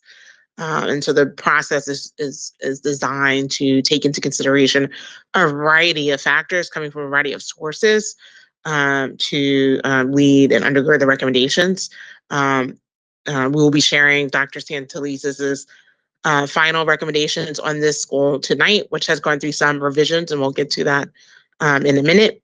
And we're before the board because the board has the ultimate responsibility in making a decision, and they're considering all of the things that are part of the record. So the recommendations, rationale, the CEO, the operator renewal report, testimony given at the meetings on this, as well as the contents of the official record, which includes the application and any supplemental materials provided by the school and the school community, and the factors listed in the policy that governs operator schools, IHBJ, and it's Administrative Reg IHBJ-RA. And so we're here tonight anticipating a vote on 5 Smooth Stones, who is the operator of Baltimore Collegiate School. Just as a recap, the school is an elementary middle serving students in grades 4 through 8. The recommendation is the 3-year conditions, and I'm going to get into the recommendation in detail. The school's rated developing in academics, climate, financial management, and governance. The school's been in operation for 8 years, so we're going through a second renewal, just to be clear on the record about the length of existence, just so that's also super clear on the record. The school was rated developing in its absolute MCAT score, where for English language arts, its students were at level 2, similar to other students in the district, which means they demonstrate partial proficiency and need academic support to ensure success in the next grade level. For math, the average level performance was a 1, meaning students do not demonstrate proficiency and need substantial academic supports to be prepared for the next grade level. They were developing in part growth for math grades 3 through 5 being in the 52nd percentile, which means that there are about there are other schools that are sort of in the middle above them. For middle grades, they're at the 62nd percentile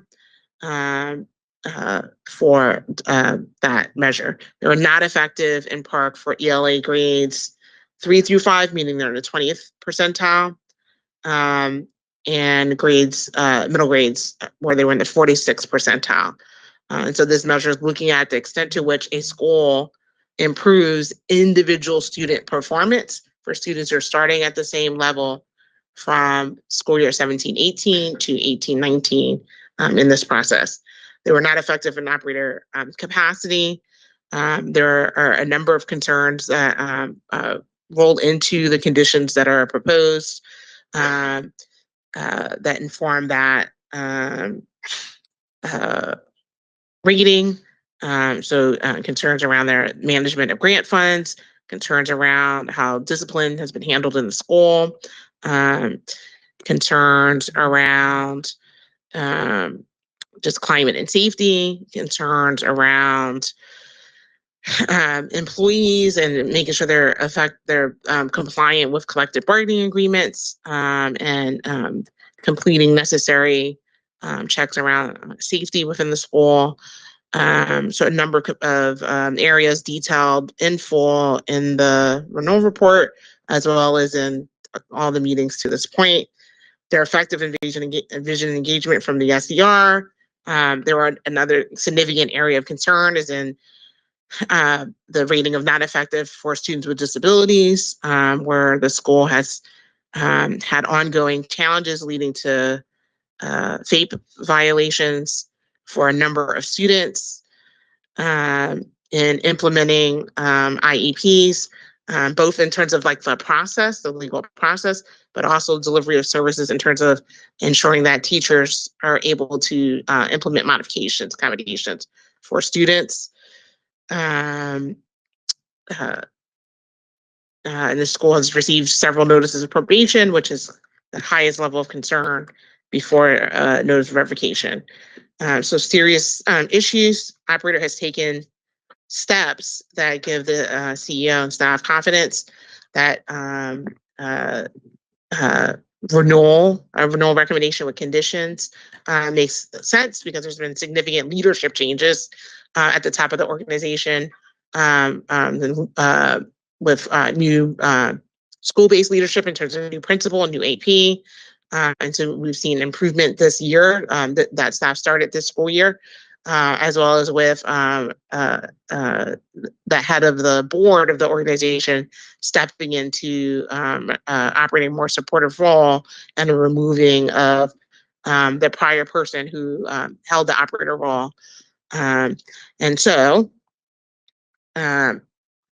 based on the consideration of the operator renewal report, testimony at the operator renewal work session, and public hearings and the contents of the official record, it is the recommendation of the CEO that the contract with Phi Smooth Stones Foundation to operate Baltimore Collegiate School for Boys be renewed for 3 years for a term that commences on July 1, 2023 and ends on June 30th, 2026, with some conditions. And for against the conditions, there's been some updates to the conditions. So, at the last board meeting was a lot of discussion about responsibility of the operator. So the conditions have been updated slightly to ensure that we're clear for members of the public, as well as for the organization, should the board approve this, that the operator is responsible, fully responsible, solely responsible for curing these concerns and putting themselves on a better path. We heard tonight many members of the public speak in support. I think it's really important that the board is also listening to that support, because with that support comes trust and accountability that those members of the public are expecting from the leaders of this organization. It's a sacred responsibility that we all take on when family and community entrust us with students. And so it's imperative that the operator fulfills these conditions and takes on that responsibility, and that we're super clear that that's what it means to operate a school, is that you're responsible for knowing what is legally required, making sure everybody in your building knows what's legally required, and that you're fulfilling that, because otherwise you are violating the trust of people who spoke for it on your behalf and who've advocated for you in this process. And so that's a really sacred, important responsibility. And I just wanted to emphasize that tonight, given the passionate and sincere testimony from members of the public. Is really important that these things are corrected and fixed should the board approve. The conditions are as follows. The operator hires personnel located in the Baltimore area who is knowledgeable in K-12 education and requirements for public and charter schools in Maryland. The operator shows improvement in the delivery of special education services, and that includes instruction, just to be super clear, ensure compliance with requirements, improving that the operator improves practice around student behavior, including ensuring that students receive their due process, and any students with disabilities rights and needs are also met within doling out consequences. Ensure that there's compliance with scheduling of COMAR required courses like science and social studies and foreign language. Ensure there's compliance with collectively bargained agreements, so that staff that are not qualified are not in roles that should be held by certified individuals or other categories similarly such. Ensurance that there's compliance with grant management. These federal grants are entrusted that they're expended on behalf of students, and so it's important that the operator improves in this area, significantly improves in this area.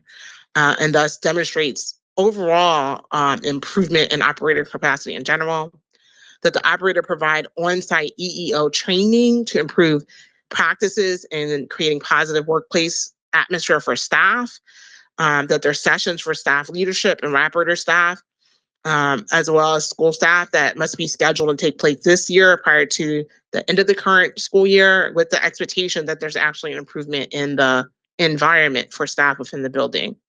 The operator hires an external financial expert to ensure the operator's management of funds meets legal and fiduciary requirements, including improving in the area of internal controls and use and management of grant and other funds. And that the operator must develop and submit a strong recruitment strategy and plan to ensure it reaches an above 80% fill rate on instructional positions.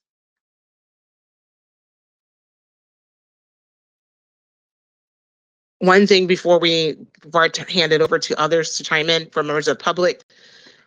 If this sounds a little bit stilted, there is a little bit of a script here because there are certain things we have to make sure we stay on the record about what the board considered. The board has full possibility to do whatever they want to do. As you know, you've been watching the process, which got us to a stalemate, and that we're here again today. So there's still full possibility. It's just to make sure that we're clear about what was considered in the process on the record.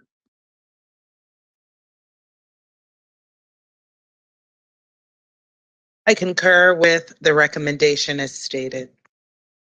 Do any commissioners have questions for staff?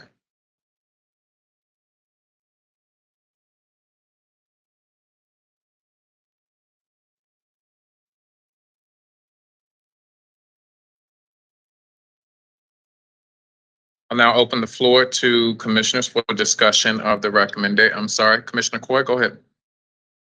My only question was if the next step is then conversation among ourselves, because I have less of a question for the staff and more, but you then went right there. So that was my only question. So did anyone have any comments or discussions? Commissioner Kenyatta Bay.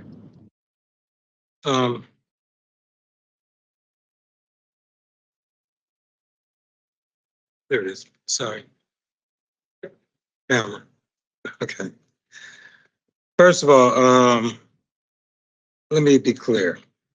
I have a comment, and this is my stance. First of all, it's a long trip down to the river to fight Goliath. You know, picking up those 5 stones of faith, trust, courage, obedience, and praise is hard to do. But we're not fighting each other. You know, we're fighting for our youth and tomorrow. The Goliath we fight is not a not a group of data points. We're fighting a history. And so I believe that the recommendations would not have been made if Executive Director, right, Alvarez and CEO Santalisa had not seen a clear path forward. They saw the opportunity of success. They spent time to find out where it was and where it is. And a lot of the history that we've learned and a lot of the history that we've seen in this so far has been old history. They took time to come to an analysis and a conclusion, and they concluded that this is an operation that could move forward and better our students. This group has already begun to implement parts of this plan. They've already had EEOC training begin. They have a staff that is 75% certified. 75% of it have certification. Okay. They have 2 people taking care of their IEP problems after a tragedy befell the school. They were able to pick that up. They, Dr. Wilson, one of the best of the best. And if anybody can turn it around, he's the guy that can do it. You know, I've went to the school. Yes, many commissioners, I went to the school. I saw the attitude. I pulled a parent away from the, as we called it at school, the dog and pony show, to talk to them. And the emotion that they felt and what they gave me in understanding what this meant to them and their family said, this school must continue. Why? Because I feel like we have time now that we can implement change. We went through a change and the data is like, okay, yeah, we have some problems with data, but we all have problems. We have problems data statewide, nationwide. Okay, we cannot believe all the data that we see because it's predicated upon false basis. In order to we lack incongruity of our sources. And we said that earlier. The sources that we received this from are still getting back on a level playing ground. Okay? There's nothing like this school in Baltimore City's portfolio. Why do I say that? Because we don't have anybody that will take these kids. Now, I was foreman of the grand jury of Baltimore City.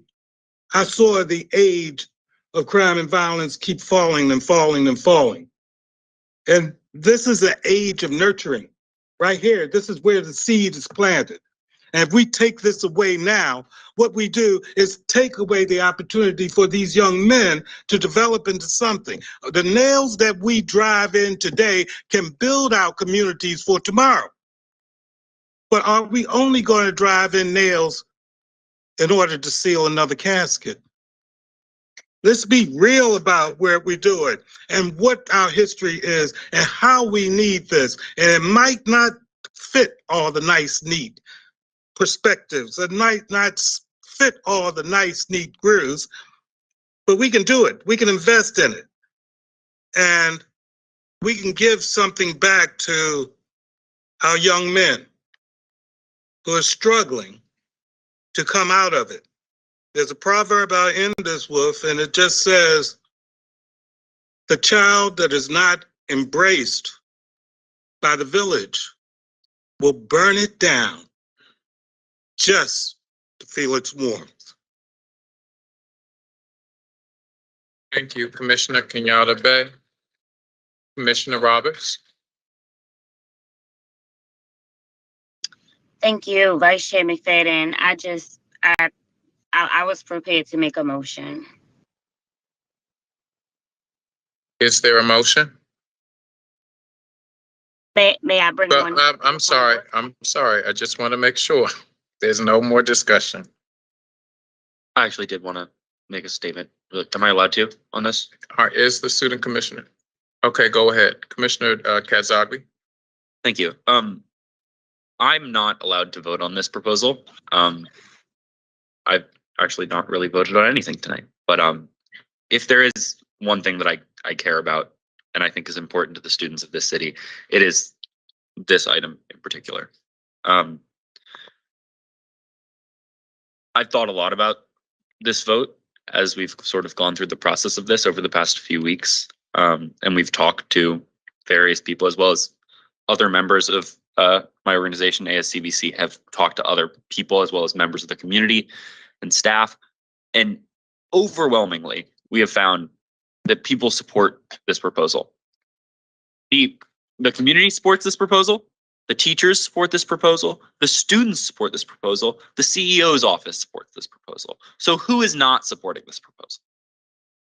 And I understand that we feel angry, that we feel like the people who have been running the school have done a wrong to the students of this school. And I'm not going to sit here and argue with that.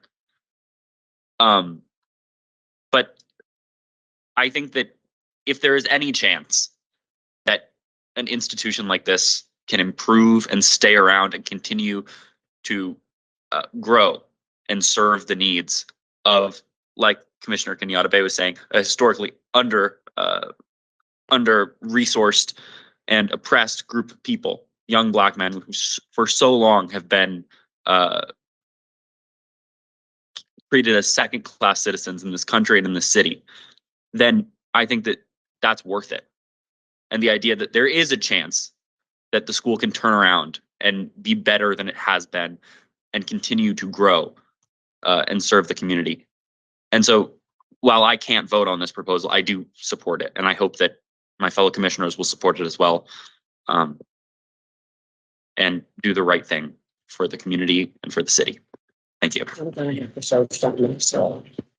Thank you, Commissioner Kazagli. We have Commissioner Coy, Commissioner Brooks, Commissioner Esposito, and then our board chair emeritus, Commissioner Coy. Yes, no, thank you. I'm newer on the board, and this is my first cycle as it relates to operator renewal. And I've poured over the data, the reports. I visited school multiple times, spent time considering it from multiple angles, and from a direct and strict reading of the prior conditions and a baseline understanding that I've gained of how charters are intended to operate, it does not make sense to me that the Five Smooth Stones Foundation should be renewed in this contract. And yet our CEO and our staff are recommending that they be renewed. And I hear the arguments that they're making, including one of recent trajectory and difficult decisions that they've made. And that renewal comes with conditions that we've all been talking about. In accepting my appointment as a commissioner, I certainly committed myself to spend the time to really try to understand the nature of a decision, and that I'd be willing to make unpopular decisions if I felt like that was the right, even if I felt that they'd be misunderstood. And I know that in this instance, either decision that we make is going to have some negative consequences. Neither decision has no negative consequences for some students, and neither is guaranteed to have a better outcome for students. And this is all, I guess, a preamble to say that last Thursday, I came into the meeting anticipating that I would vote against the renewal. What changed my mind during the meeting was that for each item that was raised, Dr. Santelises and her team repeatedly made the case for why they, fully knowing what the insights that they have access to and that they presented to us, that they made it clear that they held out hope, meaningful hope, for a positive outcome, and that good could come from the allowance of more time to right the ship and make the promised progress. And I saw the struggle in that and know the challenges facing a leader in making such a case and a recommendation. So I decided to vote in support of that belief of the positive outcome. And I want to say that I've struggled with this a lot. And as many of my colleagues know, I've spent a lot of time trying to gain insights and understandings. And in doing so, I had not heard or asked other colleagues how they intended to vote. And being early, obviously, I didn't know in the vote process, I didn't know how others would vote.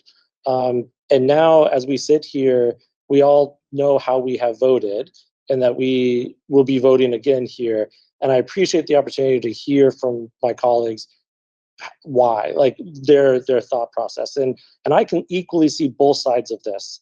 And perhaps it's the former high school government teacher in me, but it does feel that like the split and the deadlock vote is an opportunity for a rigorous and meaningful public conversation and debate about this among ourselves to show and to model what healthy public discourse can look like. And that in so doing, the public can better see the true difficulty of a nature of such a decision that does rest with the Board of Commissioners. And most of our public meetings are process focused, right? And it's perhaps less common that we have to have this type of a situation. And so it may feel messy and that we're opening ourselves up to risks of uncertainty. But I think we do owe it to the students and the families of both the school and the district leadership as well to make our case. And so in that vein, I appreciate this time that we are spending having this conversation and this dialogue, and the three arguments that I see in what I've heard and read. The first is a strict reading, that you look at what the previous conditions were, what the contract says, what has been presented, the data. A strict reading says they have not met the previous conditions. They have not met all of the previous conditions in any of the past 3 years. And so they are not serving students sufficiently to be renewed. They are not meeting those previous conditions. A compassionate reading would suggest that they have struggled, but have made sufficient changes to give them a chance, a final chance, perhaps, as it were. And then the third way that I've thought about this is that the precedence reading, saying that even while it may be compelling to give a compassionate reading, doing so would set an unacceptable precedence. And those three arguments, each one of them resonate with me for different reasons. And so I am grateful for this opportunity to hear from my fellow commissioners on why they see one path as the most appropriate, all things considered. And so thank you for this opportunity for a dialogue, even though I know it's late, and I know this has been a months-long process. and can be exhausting. But I appreciate this opportunity here, so thank you. Thank you, Commissioner Coy. Commissioner Brooks?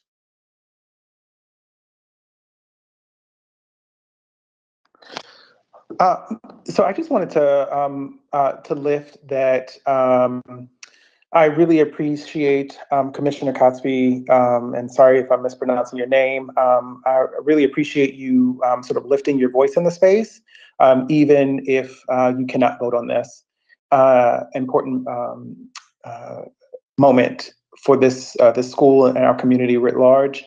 I did have a chance to visit the school on Monday.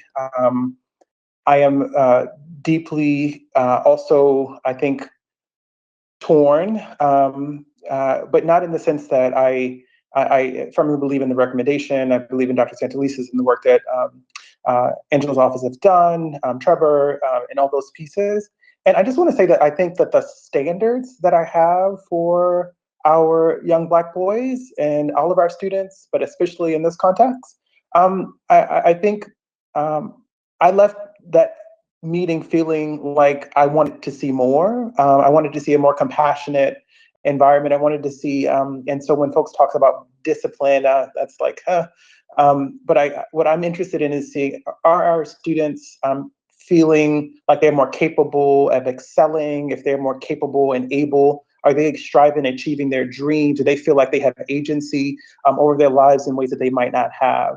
And I think to that end, when we did talk to young people, that's what the school was offering. And so because of that, I feel more confident saying, while with the clear distinction that that the school is responsible for building and all the recommendations and the additional sort of qualifications that have been laid out, I feel confident enough that at least our young Black boys there are feeling like they have more agency over their lives in ways that they not had before. And so I expect that with my vote, that Five Smooth Stones steps it up. And they've already taken some really important steps. And I am just really, really grateful that they've been taking this seriously from my perspective.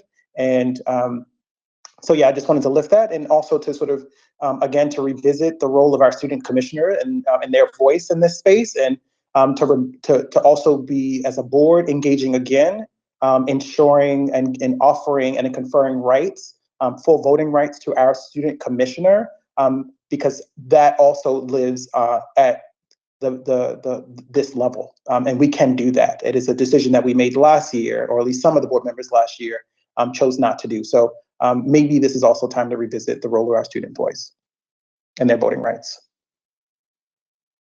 Thank you, Commissioner Brooks. Commissioner Esposito? Hi. Yeah, I just, I guess like this whole process, like it going for renewal and like Commissioner Coy said, like the data not being that great, or if you just look at it from the context of like black and white, like saying that the school should possibly not been renewed. In my mind, I think a lot of this process and a lot of the debates that we have has been a very like restorative process, and kind of us modeling like restorative practices in showing like not necessarily like giving up on the school. And yeah, I just think it's an opportunity for us to show grace and give them the opportunity to show us what being resilient looks like. Because I loved it in the past meeting when everybody talked about where Reach was before and where they are now. So I will be voting based on community support, because I do trust that the community is also going to pour love into the school. And I also trust the student voice, as Commissioner Katzogby brought up. So that's how I will be voting. And to all the parents and people that were at the meeting and were hesitant to, you know, reach out or submit testimony, like just seeing the amount of people that, you know, stepped up and showed up. I think it shows that this process is not broken and that their voices do matter.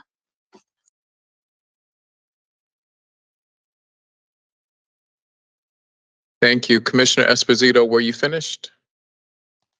Yeah, yes, I'm done. Chair Emeritus, and then I see Commissioner Griffin. Yeah, first of all, I want to say, no matter what the decision is, that I am supportive of students in Baltimore City. And so I just need to put that forth in terms of what happens when we do this vote. I think I was sparked by a comment that was made about compassion. And I want to be certain that people understand that it is with a great deal of compassion that I will be voting. I also want people to understand that I have visited the school. I have personal contacts in terms of what has happened at the school. School at one time was actually in my neighborhood. It was a neighborhood school. And so community is large and wide, and there are many ways that we interact with the community. I also want to tell you that I'm the parent of 3 sons and 7 grandsons. So what happens to African-American boys in Baltimore is extremely important to me. But I am concerned when I look at a situation that for 8 years has basically been an issue of adults trying to figure out what to do while our children are there in the building. And that's where my concern comes from. It's been 8 years with our young men. That means one set of students there possibly is at graduation or has graduated. And if we have not given them the very best we can while we talk about give us another chance and let's do this again, that impacts the life of kids. And so I want to be certain that people understand that. All of the conditions when I read them are wonderful conditions, but they are part of the original charter. And so now we are in the second renewal process asking the operator to do what was listed as the promise 8 years ago. I would love to see this school be successful. If that's the way the vote goes, believe me, I will be one of your strong community supporters. I'm not leaving Baltimore, so I will still be around, and I will be very interested in what happens in terms of the education. But please know, as a person, I've just finished talking today about, and people mentioned the number of years. For me, it's teaching and learning. And when I walk through a building and I really don't see the quality that we would expect, especially in I want to use the right term, in a school that's listed in the project of charter, where the expectation is innovation and helping to raise the level of what happens in Baltimore City, that concerns me. And I cannot, in my good conscience, simply ignore those facts when I'm coming to vote. And so it is a difficult vote. But I just want people to understand where I'm coming from in my vote. And it is full of compassion, full of concern, full of love for the young men who are at Boys Collegiate, who went to Boys Collegiate in the past, and who may be there in the future, depending on how we vote. Just want to make that clear. Thank you. Thank you, Commissioner Chenia, Chair Emeritus. Commissioner Griffin. Hello, everyone. Good evening. I just wanted to first take time to listen to my colleagues. I was not at the Thursday meeting because I had to work late that evening, so I wasn't able to make that meeting, unfortunately. But I did take the time to go back and listen to that discussion, which was very lively. And I wanted to take time to listen to my colleagues again today, because what I do know, and not only my colleagues, the staff and CEO, and understand these recommendations, because what I do know is that everyone is coming to this table making the best decision, that the decision that they think is best for our students and our families and the community. No one is coming to this table with a lack of compassion or a lack of thought. I've always admired how thoughtful my colleagues are on the board, and they will toil and turn over a lot of the information that we get. And so I just kind of want to reiterate that, because sometimes it's not a fact that's seen. You can't see all of the work that goes into reading and visiting the schools and just trying to make the best decision as best possible with all that we have and all that we know. For me, when I look at this, I'm coming from 2 angles. One, I absolutely understand when we haven't seen the necessary improvements that can negatively impact students' long-term ability to learn and to excel past grade school, right? And so we have to think about the impacts of what is experienced in grades 4 through 8, which are very important developmental ages in learning and stages and development in our young boys, and what may be missing that they then take with them to high school, right? And so being someone who taught and understand what it means to have students come to you with gaps, because unfortunately they did not get what they needed from the school they came from previously, whether that's gaps in character, personal development, social emotional learning, or educational content. It's all something that we as educators have to support and deal with when our students come to us from various places across the city. The other thing that I keep in mind when I'm looking at this is time. And so for me, I haven't had as much time with Baltimore Collegiate School for Boys as some of my other colleagues may have had, right? I'm also looking at how much time are we evaluating them over and what has happened during that period of time. And then the third thing for me is weighing the pros and cons of each decision, voting not to renew versus voting to renew, and the impact on the community, the impact on, honestly, the self-esteem and value that our young Black boys may feel because of that vote. And also evaluating the confidence that the community may have in us when they are very, very, very vocal about what they would like to see happening for this school. And so all of these things are coming into play in my decision tonight. It is not an easy decision, and I agree with Commissioner Corey, no matter what decision we make, there are going to be risk and cost that we may pay. And right now we have a very tough decision to make as a board. And so I just want to encourage my colleagues to know that whatever decision we make tonight, it is the decision that should be made in this moment. And I have confidence in our staff. I have confidence in our CEO in knowing that whichever way this vote goes, you all will be able to support the school and the community will come in and support the school in what is necessary to move forward, whichever way this goes. Yeah. Thank you, Commissioner Griffin. Commissioner Sally. So I just want to lift up that, when we talk about grace, this school has had a lot of grace in terms of being able to rectify some of the issues that have been highlighted. I worry that this does set a dangerous precedent with a number of conditions that we have outlined here. And while this board and previous boards have examined other schools in the renewal process, there may have been other, charter schools that may not have been afforded as much grace as what these conditions allow. And I am concerned very much about the precedent that this sets forward for other schools that may come before the board who are looking for similar amount of grace in terms of things that they are outlined to rectify.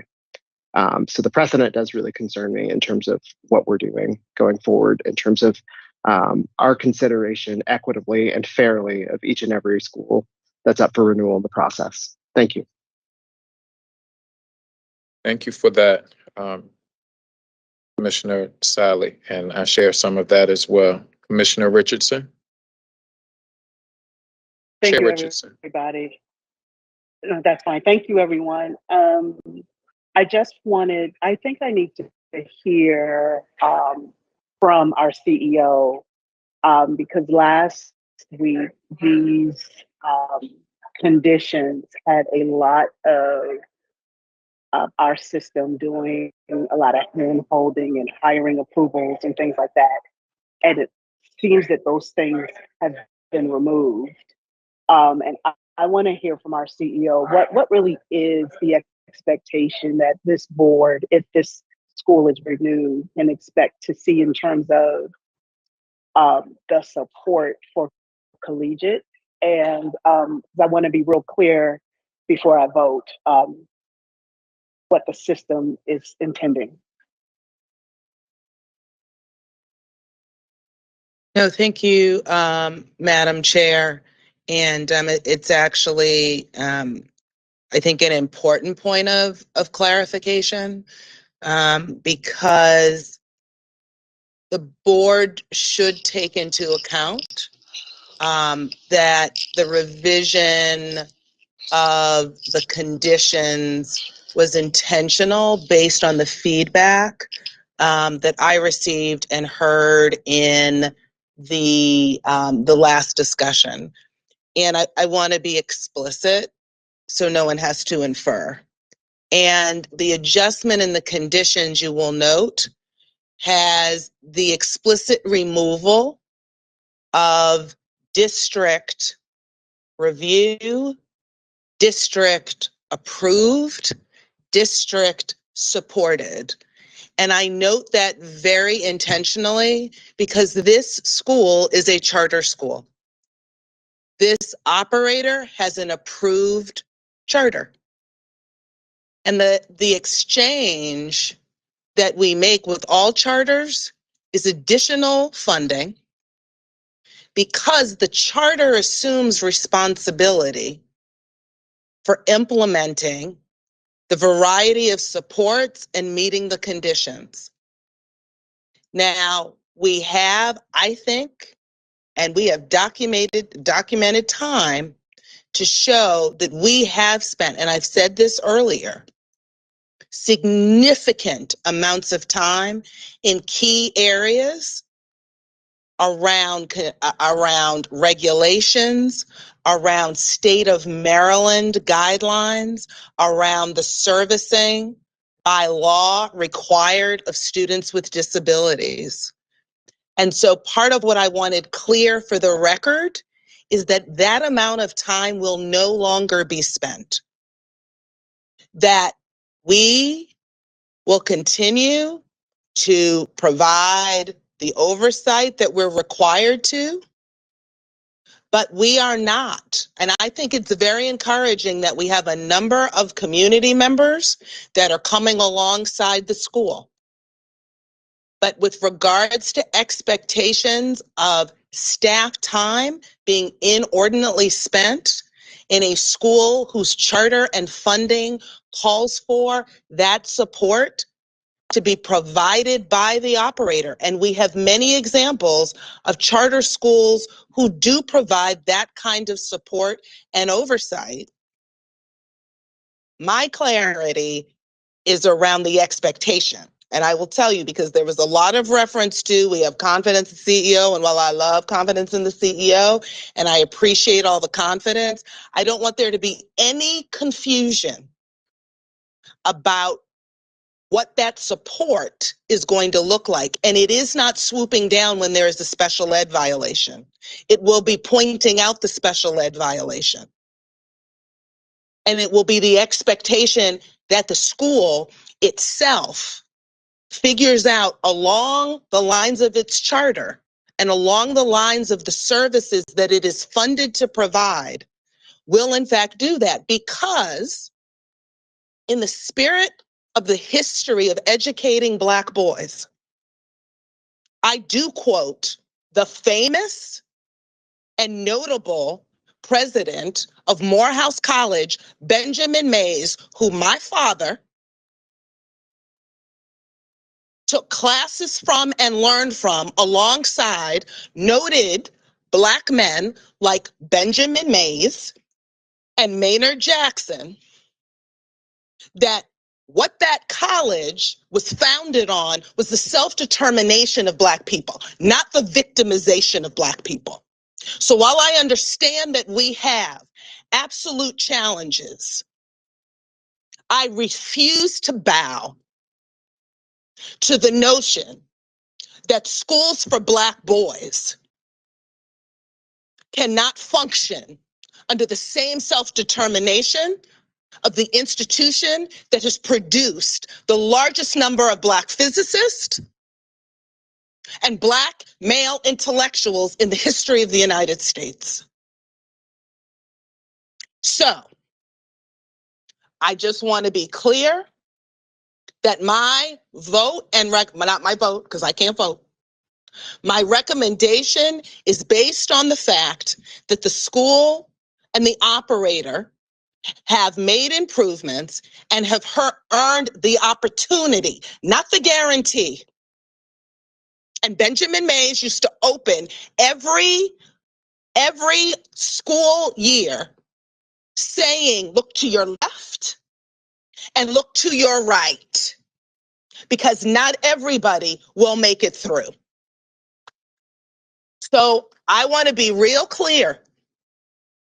Given what we saw with graduation rates, given what we know about student achievement coming out of this pandemic, and the work that we have to do with the remaining schools in the district, I want to be very clear that the agreement and the covenant between a charter and the district is that the charter takes responsibility, and we have examples of that. So in the spirit of Benjamin Mays, this is an exercise in self-determination, not guaranteed anything.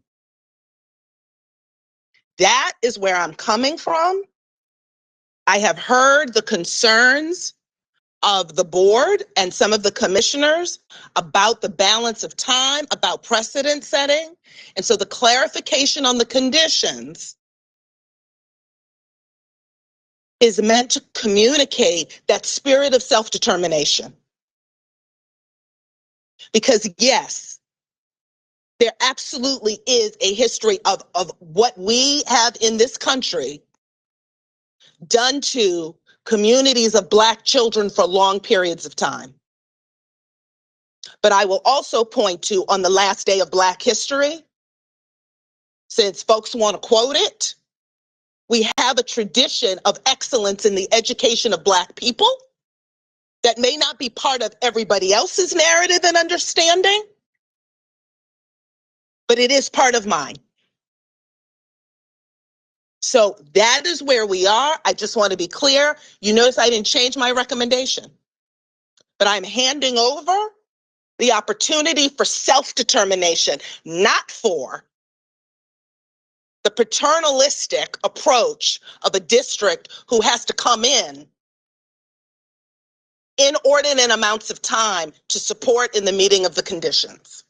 That's all. I'm not changing the recommendation. I think the school, in my opinion, but the board will vote, has earned that space. But I want to be very clear that I am not proposing that a coming alongside the school means now I have to be in the school, that school, an inordinate and disproportionate amount of time relative to the other schools that do not have the autonomy or the extra funding that this school has. So that's what I'm being clear on, and so that I can look my 85-year-old father in the face and let him know that what I am promoting in a school that wants to educate Black boys, the spirit of the most storied institution in this nation that has educated Black men. That's all I need to say.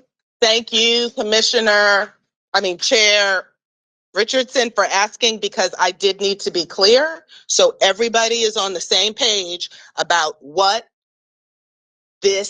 my recommendation means and signals. Thank you very Chair much. Richardson. Thank you.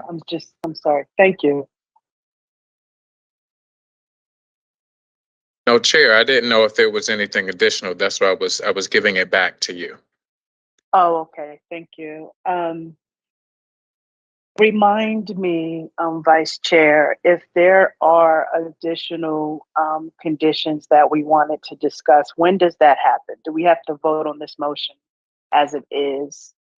Or can we talk about any additional conditions?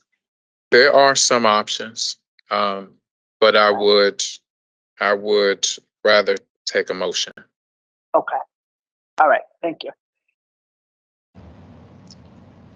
Is there a motion? You taking motions?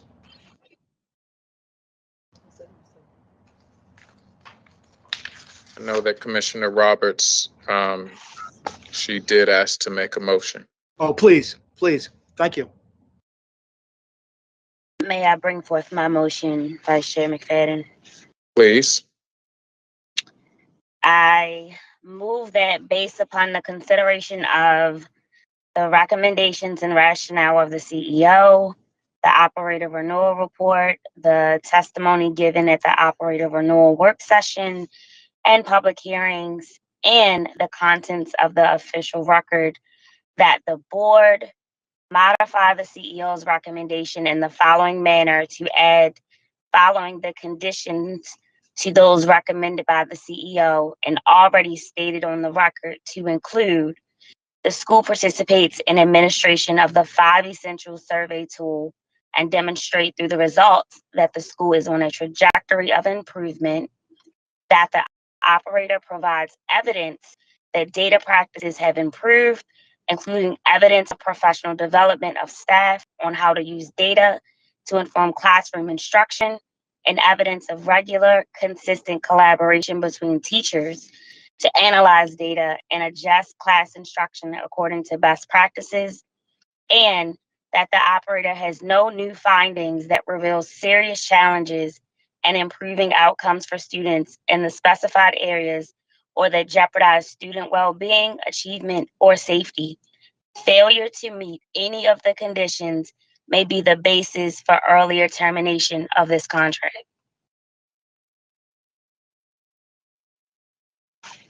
Thank you, Commissioner Roberts. Is there a second? I second that. Richardson.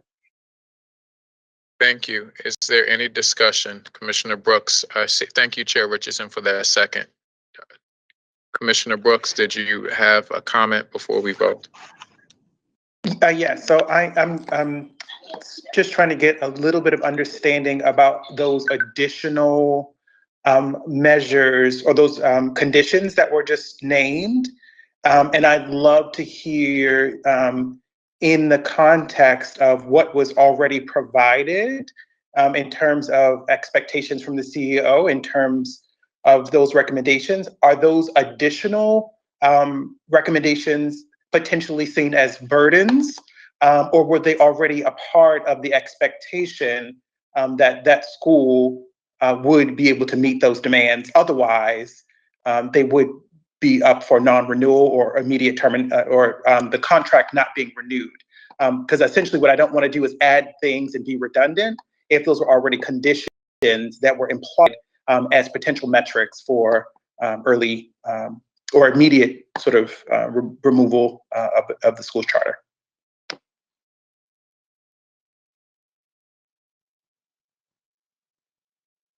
The spirit behind the additional conditions are that they are not included in the CEO's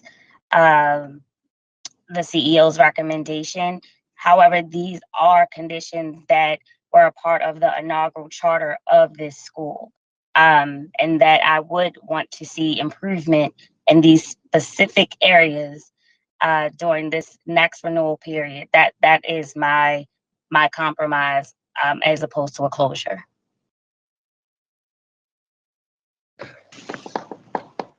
So thank you for that clarification. Angela or Dr. Santelises, were those already a part of the expectation, or would these be considered redundant measures?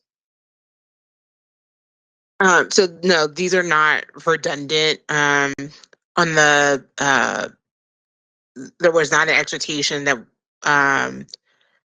we would see that the school would take the 5 essentials outside of a renewal process and see an improvement in the and show improvement in the original consideration. So that's a brand new addition.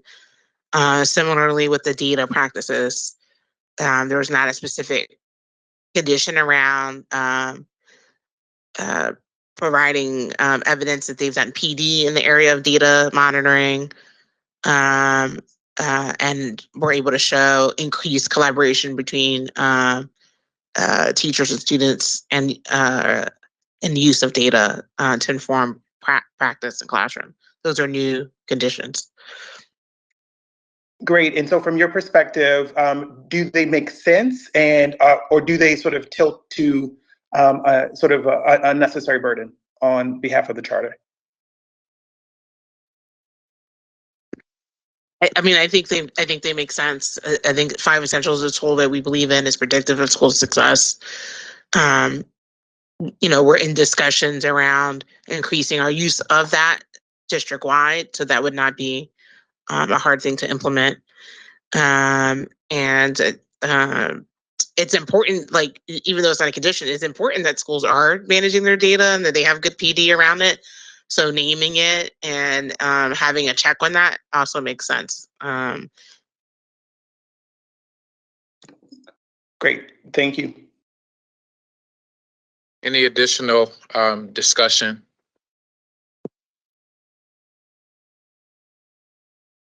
Thank you. All those in favor, Chair Richardson?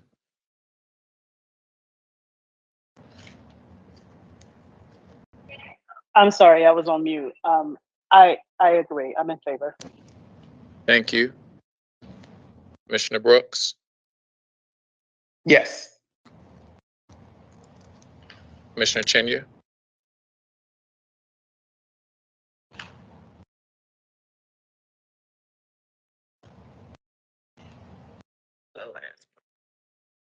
Come back to me. Commissioner Coy? Yes. Commissioner Esposito? Yes. Commissioner Griffin? Yes. Commissioner Kenyatta Bay? Yes. Commissioner Reed? Yes. Commissioner Roberts?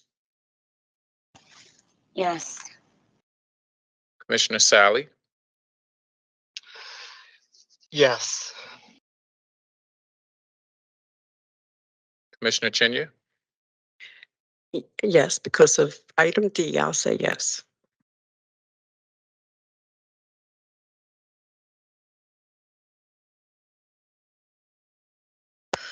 And I am in favor. That passes unanimously. Thank you. Thank you to the team. Just want to thank the team and also thank the Board of Commissioners for your time and your energy and your effort and your deliberation. I also want to encourage us with the same energy that we put into this process, that we continue to put in them all, if not more. And that as governors, we do our best to protect our young people and our communities, which is why we were sworn to do this work.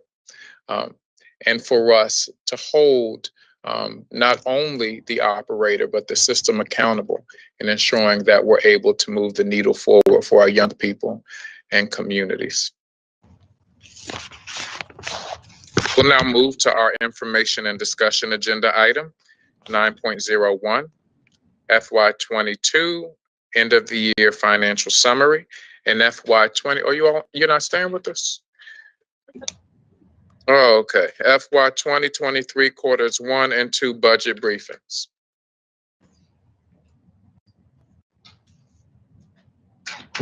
And Vice Chair McFadden, I would just like to say how wonderful it is to see Mary Ann Cox, our Deputy CFO, back here in person, as she has battled back. And I had a smile, Mary Ann, when I saw you back there, and it is just wonderful to see you back here with us.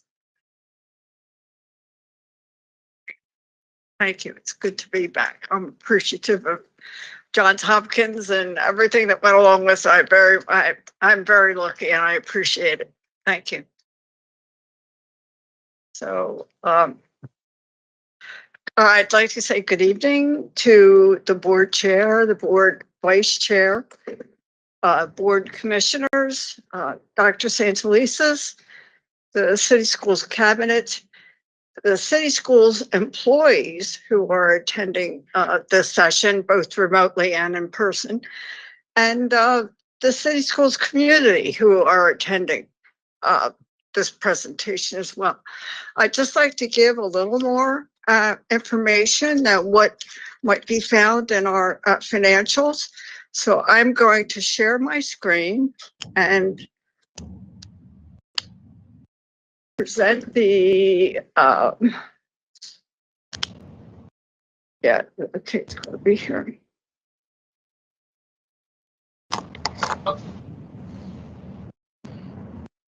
Yeah.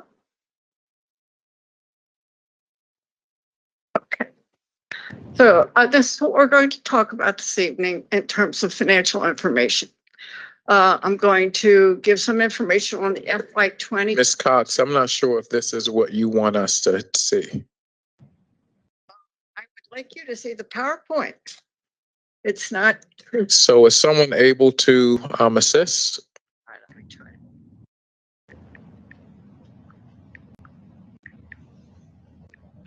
There we go.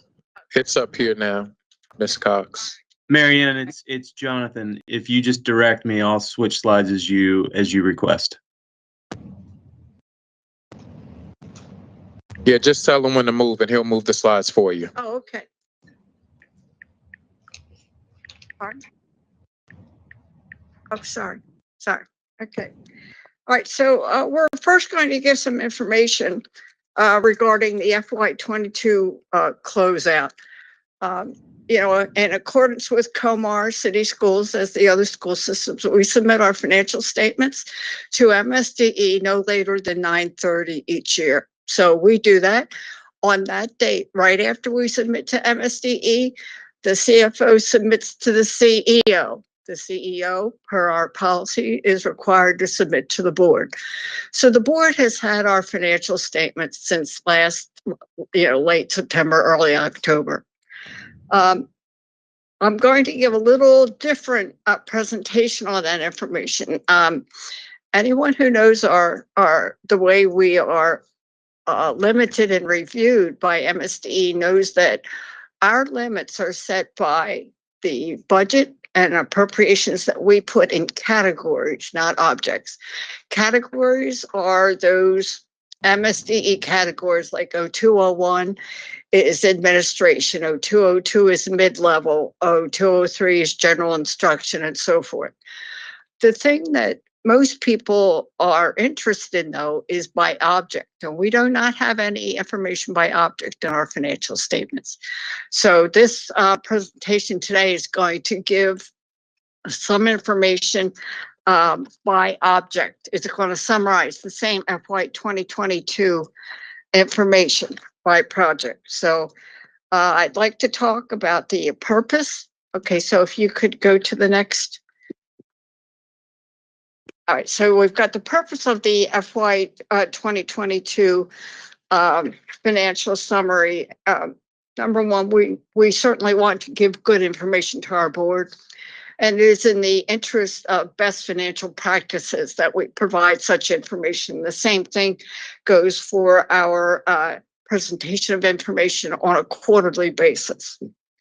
So what we're going to do is look briefly at the revenue for FY 2022. I can say a little bit about that. You can see that we have the final budget in the leftmost column. With the next column, the actual, and then the balance and the percent variance of the budget. That's what that one is. So the state of Maryland, as you Give me a second, Ms. Cox. There is someone on our meeting call who is not muted. It's distracting us. Mr. Can you all Damn, make sure-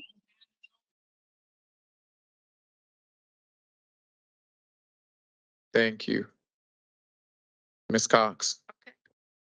So talking about general fund revenue by sources for FY 2022. As you can see, there is a positive variance of 3.3 million from the state of Maryland. We budgeted 857 million and we received 860 million. The difference there is due to two things. The first is the natural timing lag that occurs. We receive the first projection of what our state revenue will be in mid to late January. We receive it from MSDE. And that's the number that we use going forth with our budget process because it takes a while to get through all the processes of our budget process. It's it has to go all the way down to the school level. It has multiple levels of approval. So we go with the first number we get, which is from MSDE in January. Now they continue to do revisions, and we receive the final budgeted state revenue generally in June. And those numbers do not remain the same. And you can see here where we might have received a little more money than we had originally budgeted. And there was also an adjustment for actual revenue coming in the next year that was more than an accrual. When we do our accruals, we close our books in 3 months. The school systems do. The rest of the governmental entities have 6 months to close their books.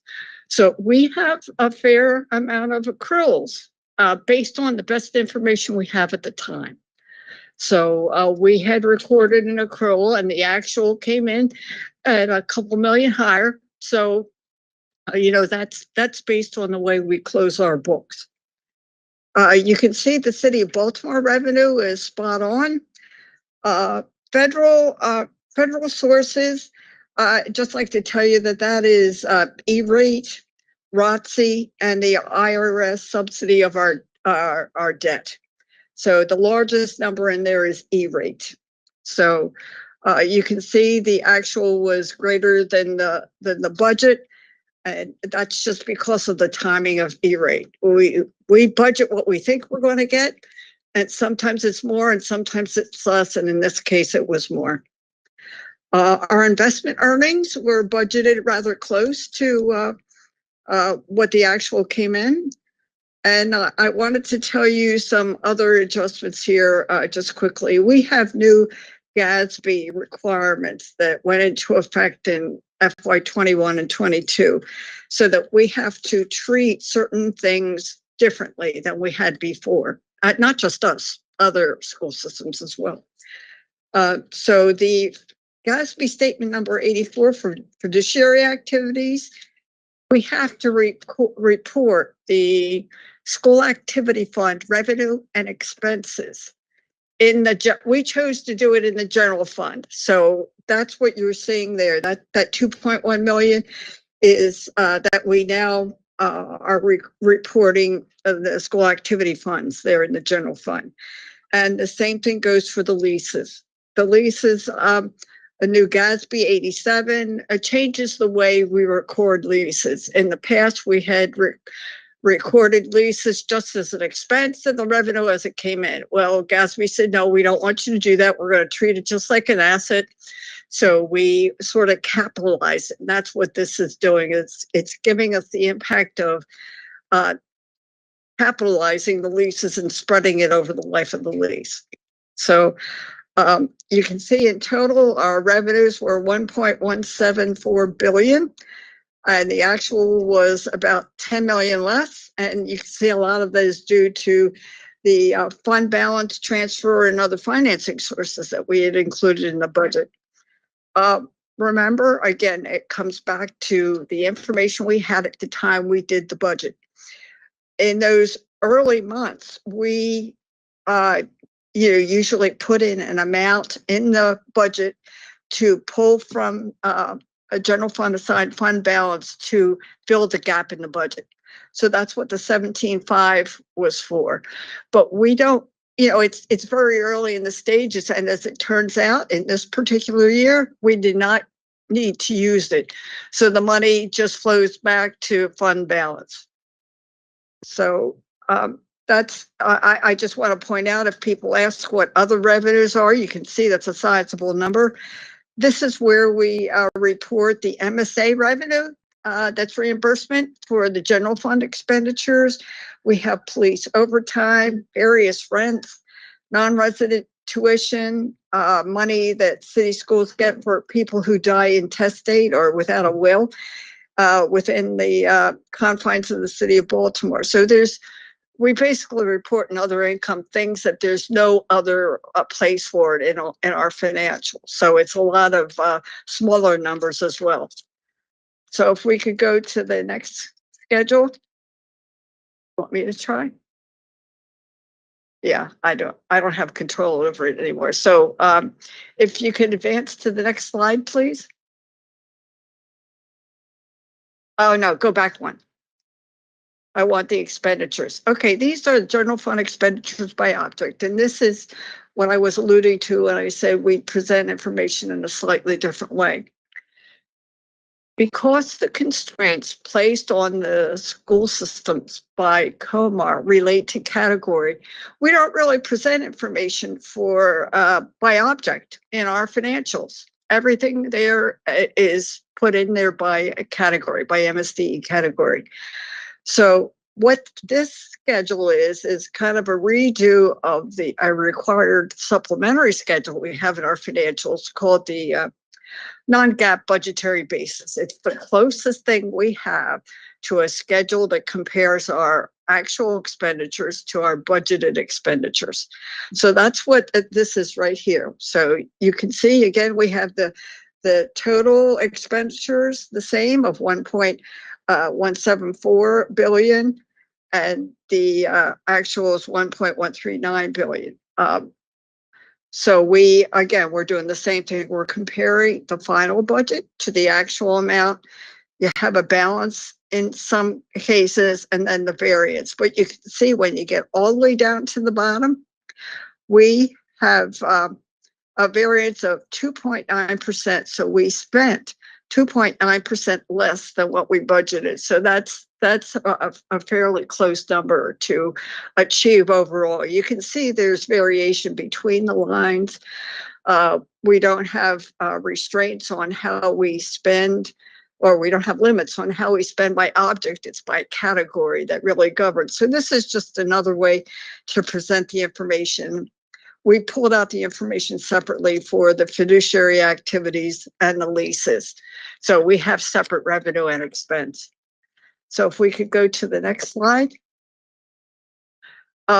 This is basically a comparison of our actual and budgeted revenue and expense and the amount that we had left over. You can see that there's a positive number when we compare our revenue to our expense. So we have this excess of revenue over expenditures. And then what do we do with it? We generally put it in assigned fund balance or unassigned fund balance. The listing here on this particular schedule is representative of the ways that we would use that slice of fund balance that's in there relating to FY22.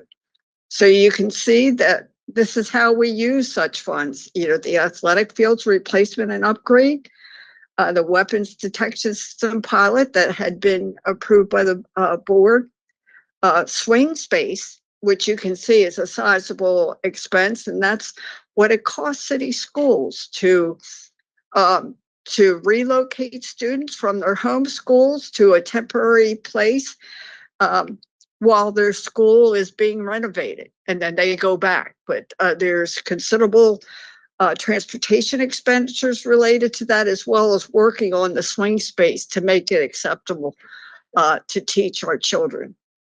So we also have the Mount Washington prefab building and the Mary G. Faring prefab building. So we had money, we placed money there in assigned fund balance to hold there until we come back to the board again when the COO office is ready to spend those funds and they ask for permission to use it. We come to the board for every request to pull money from fund balance. So these uses that you see here, you will see a separate request that the board will vote on when we receive requests from the COO office. So there'll be supplemental appropriations that will go to the capital projects fund because that's where we spend such money.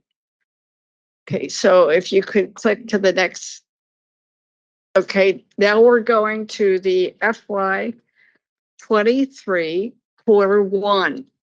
This information is a little bit different from what we just looked at, but it is going to have information on the object level as well as the as well as the category level. So when we look at a particular, purpose of the presentation, the same as what we had said for providing the other information for the board, we want to inform the board as to what our final and quarterly numbers are. And it's in the interest of best fiscal practices that we want to do this for the board. So we have 3 schedules for each of the quarterly. And now if you look at the quarterly, it's going to look a little different. You can see we have the estimated revenue. That's the total budget for the year. The actual revenue would be what we have received or have a right to for the first 3 months of the year. So you have a balance and then a percentage of the balance that's outstanding. So you can see that like for the city of Baltimore, we have 72.5% outstanding at the end of quarter 1, and that makes sense. We get funding from the state of Maryland 6 times a year for our general fund funding. We get money from the city of Baltimore twice a month.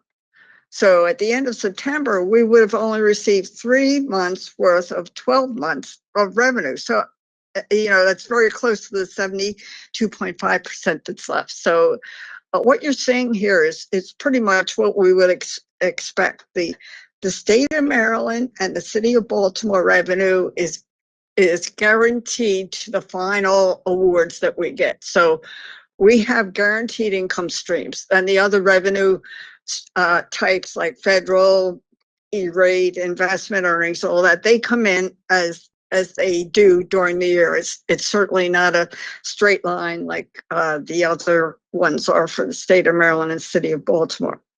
So you can see, bottom line, the important number in this schedule is the 75.5% of total revenues and financing sources outstanding, and that's just exactly what you would expect to see, 1/4 of it used. So the next line, the next schedule is the expenditures by category. There's those darn MSDE categories on the left-hand side. So that's what we do our reporting to through our audited financial statements to MSDE. So those are the kinds of things we are required to report and to track internally. So that's what we do. The next page is the same expenditures only by object, like we had discussed before. So we have salary and wages and fringe and contractual services and materials and supplies. The other type of expenditures by object. But you can see when you get down to the bottom line of these, that now we have 80.5% outstanding to be spent.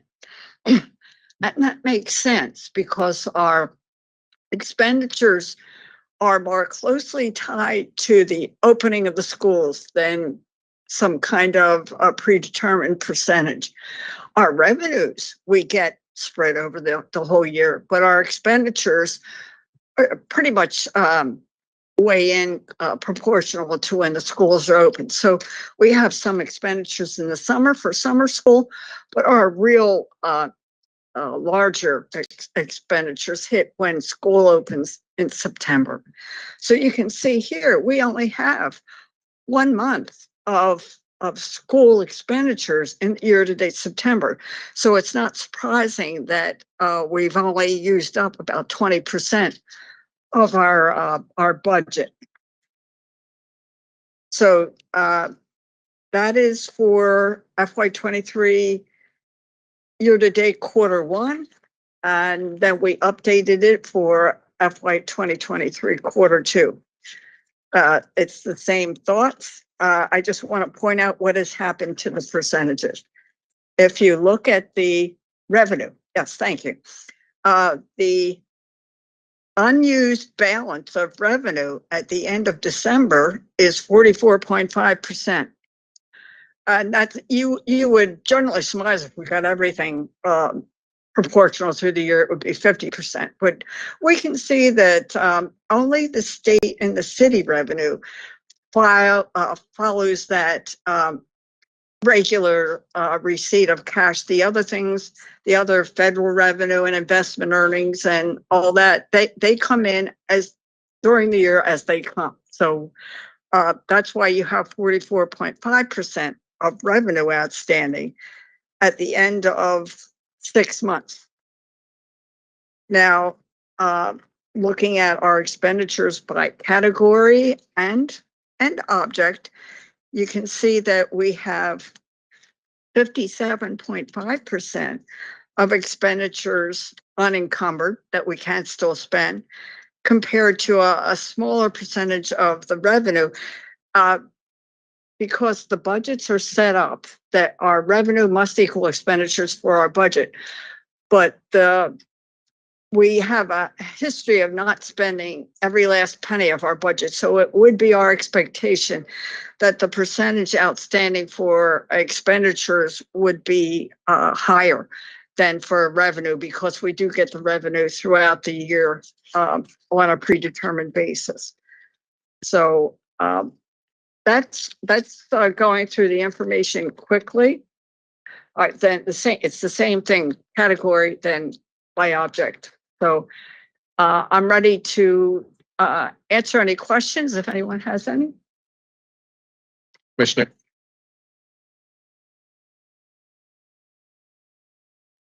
Yeah. Are there any, thank you, Ms. Cox. Are there any questions, clarifying thoughts that commissioners may have regarding this presentation? We'll be updating for the third quarter as well, you know, when that's completed. So if there's any other questions, they could just pass them over to the. Send them to you. That sounds great. Okay. All right. Thank you. It's good to see you. Thank you.